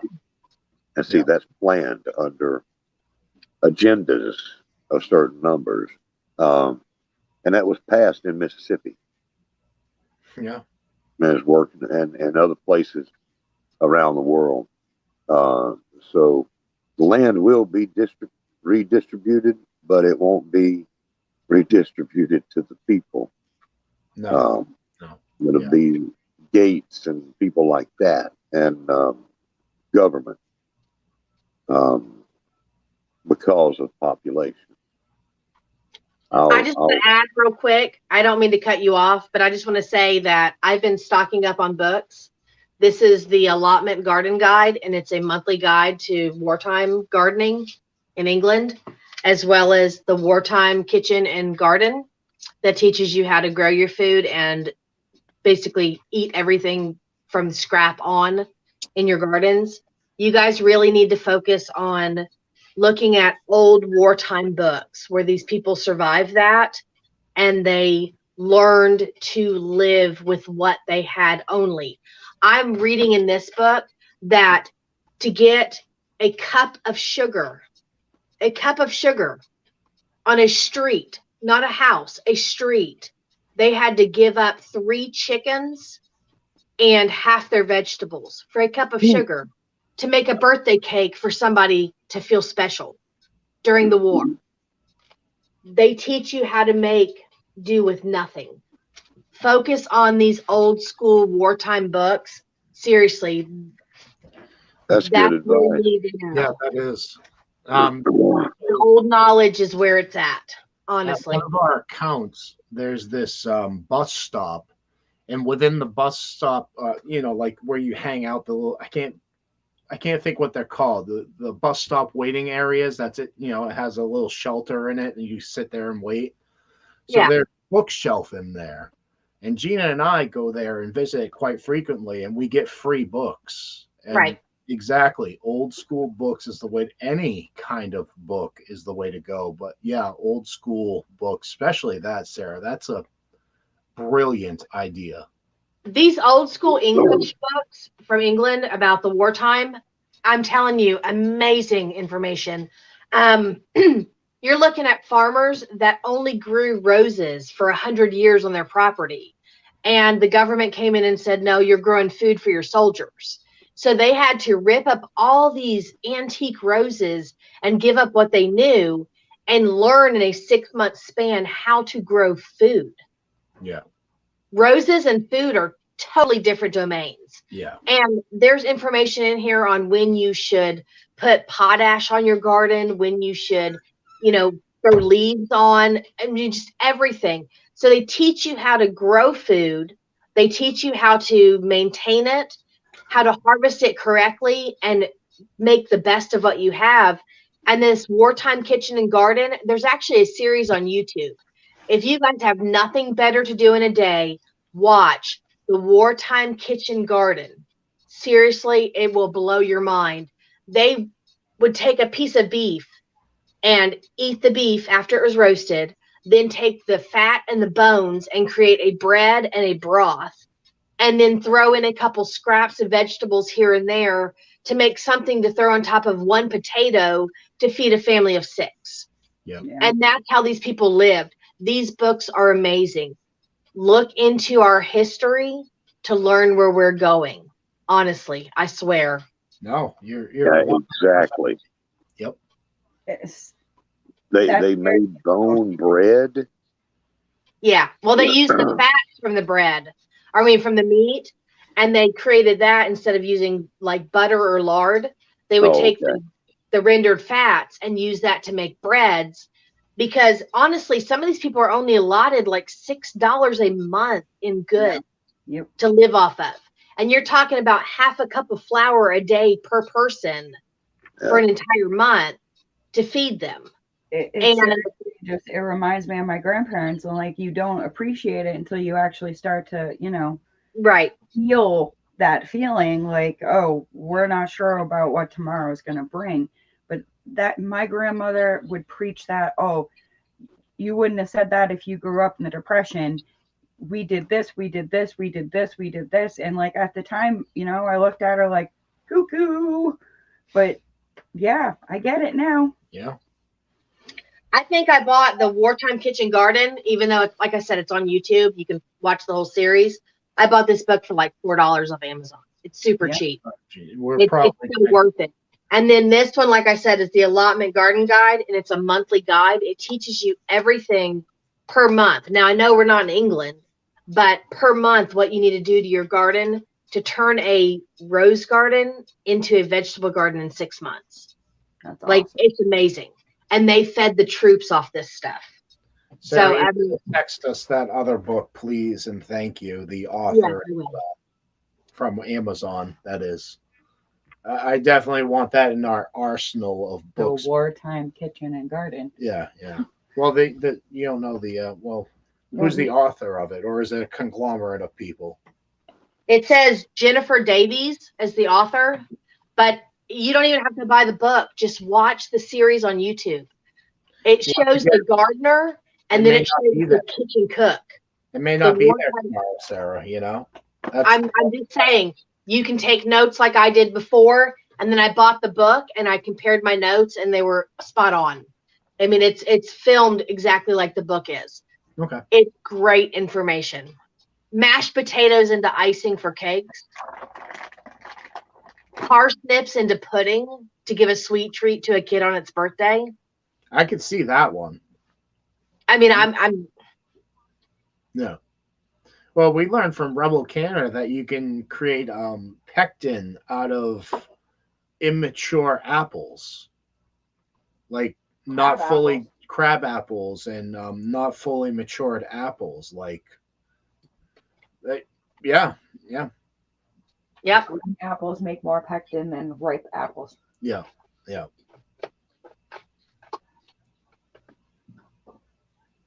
Yeah, I picked up some pectin in the store yesterday. Funny you mentioned that, but got a little bit of that in the buggy. And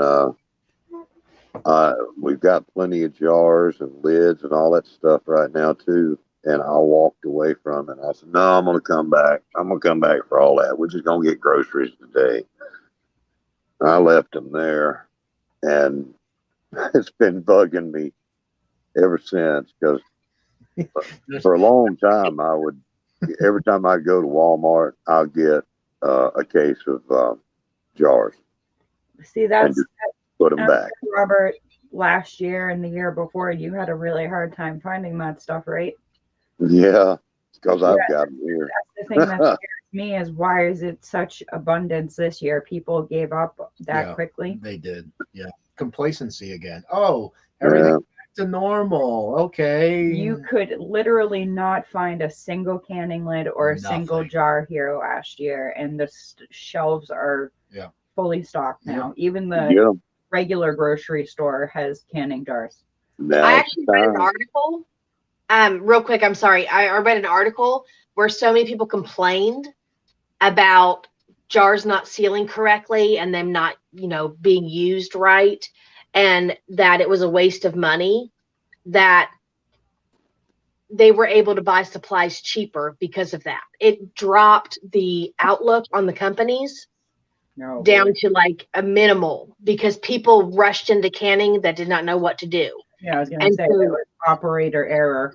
Yeah. And so they were able to then say, okay, well, we're a faulty company worth no money, so we can buy the cheaper supplies, not the more expensive that they were offered before. And it actually did better for the canning companies. And that's why we have a better supply this year. Huh. That's good to know. That's kind of neat. Yeah. I had no idea. But it's just time to buy it. If it's there, get it. Yeah. We waited. And then I say that, and I left those there yesterday, but, I don't know. We're out in a rural country. Instead of saying rural, I hate that word. I hate rural. We're out in the country here, and we normally have a pretty good supply of all the canning stuff, and then it'll be gone, and then they'll get it back in. But Gardening Perth, Australia, we see you there. Good to see you. Yeah, I think y'all got the long distance driving award. Yeah. Yeah. I think you're the furthest one here so far. Yeah, absolutely. But yeah, there's all that stuff is out there right now, so go get it. But I mean, it's really for everything. It's really for everything that you use. If you've been buying it, go on, and if it's there, go on and get an extra one or two and try to build up a pantry for everything that you use, especially if it's made in the China Mart, area there. And I would like to add on to the canning things. I forget what company that makes them, but they're the reusable canning lids. They're the plastic lids. Tattlers. Yes, Tattlers. Awesome. Yeah, I love them. amazing. I will stand by them. They're awesome. I absolutely love them. In fact, I will stock up this year on as many as I can get, and I will give up on metal lids because they are amazing. Because of the shortages, we were freaking out, and then my mother was like, "Oh, what do you want for your birthday?" I'm like, Christmas, whichever it was. I was like, you know what? I want these reusable canning lids, and ever since then, she bought him the reusable canning lids, and I mean a massive quantity of them. And then she bought me the attachment that goes onto the food saver, for dry canning. Yep, that's good. Yep. Now I want to add, just so you guys know this, the rings that they put down, the gaskets for the lids, they get very brittle with heat and cold. Yep. And that's what makes them go bad.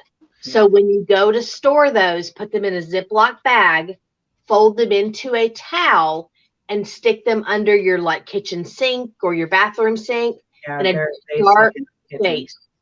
They will last you a long time. I think it's Cheryl from Little Piece of Heaven, and somebody else told me that they have used those same gaskets for 20 years.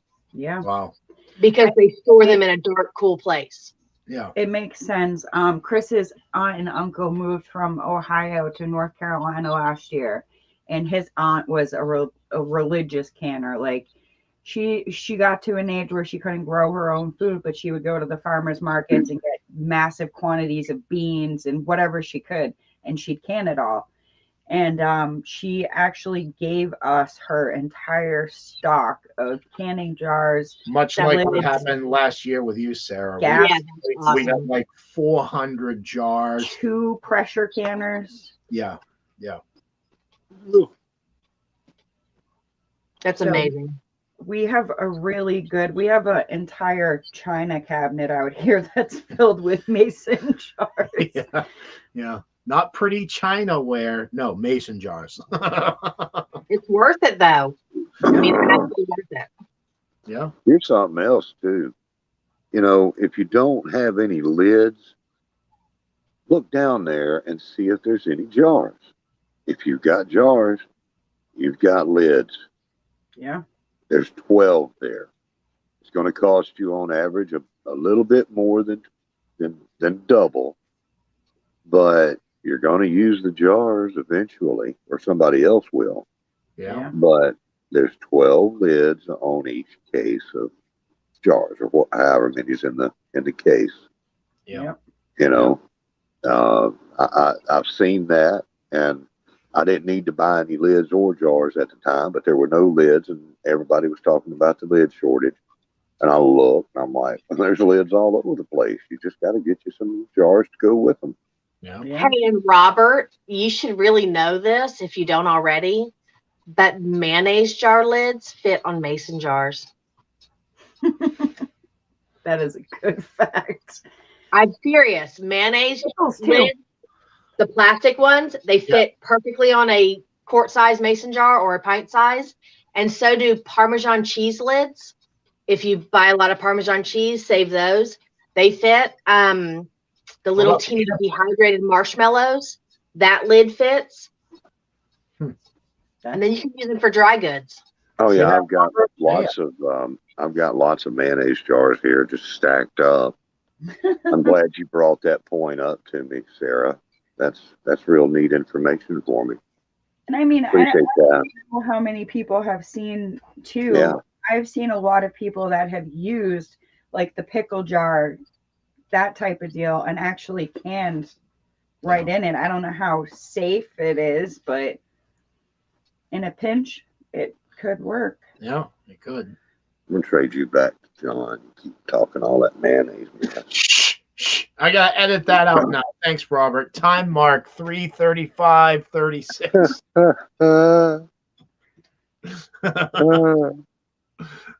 Yeah, somebody, I forget who it was, but they were talking about the Parmesan. I mean, yeah, Parmesan lids, and I tried that, and it worked out pretty good.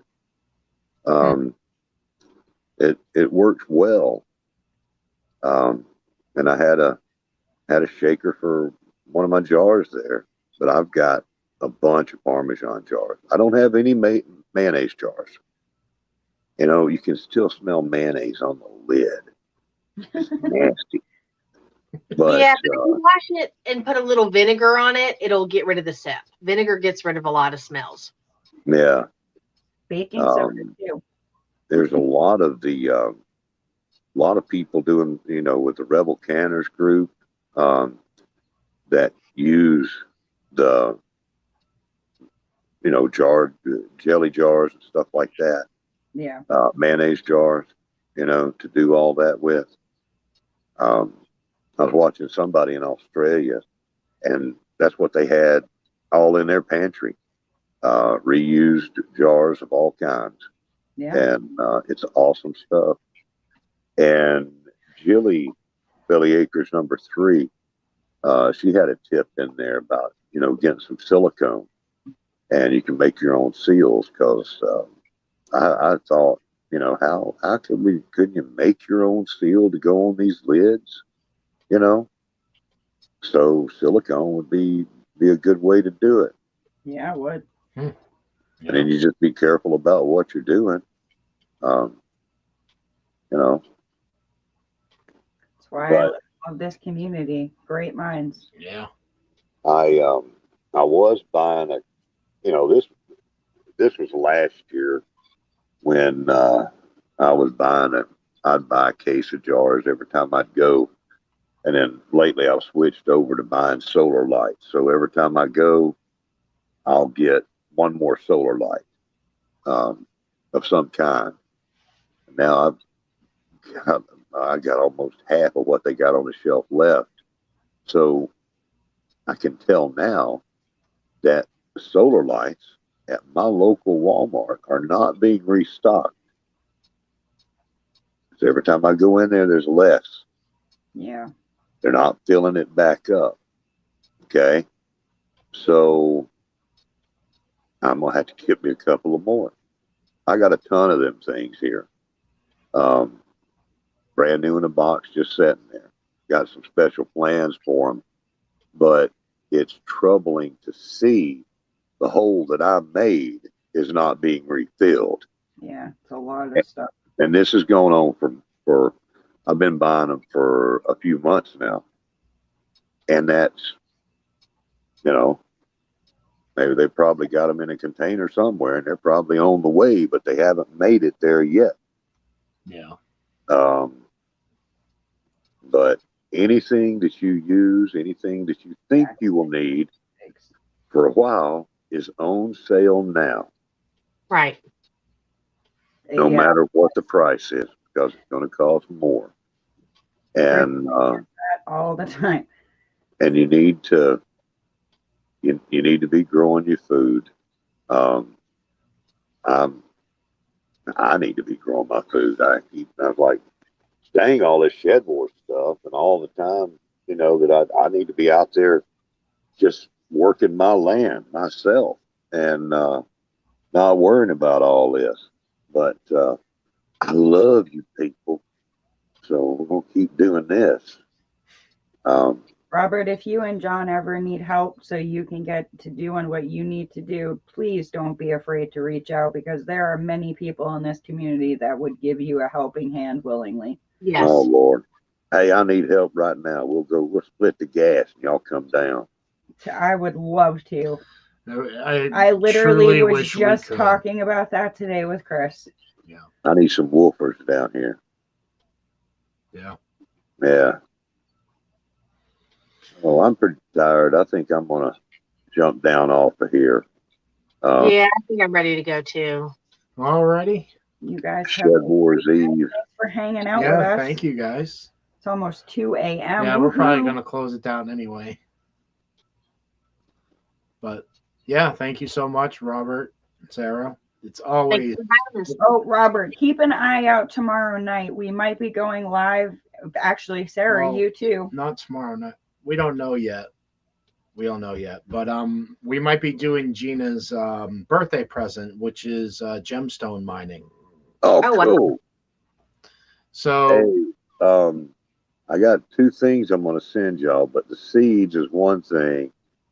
There's gonna be another box for the little gemstone things I was gonna put together for you, because I got to find all that stuff.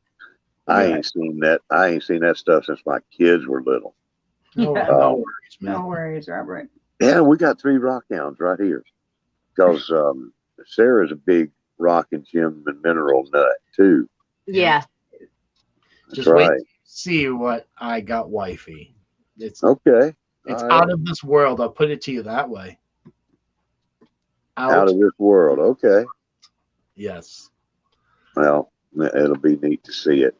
Yeah. So anyhow, Shed Wars is on, and y'all can release your videos and make new ones. It's time for the northern hemisphere to do this thing.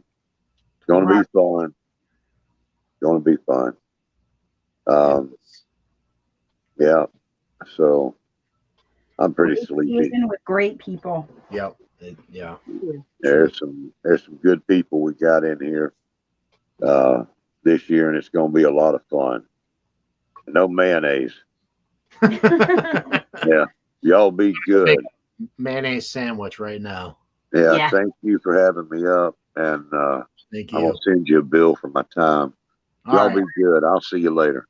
All right. Good have a night, good Robert. night. Later, Robert. Bye, Sarah. Thank you again, guys. Good night, you guys. I will see you Good night. next time. And thank you for having me up. Thank you for Yeah, coming Thank up. you. Talk to you later. Bye. Oh, look at Belly Acres is also a rock hound. See, like, isn't that amazing how we all like You find guys one can't another? really see our setup, but yeah, like I collect like crazy.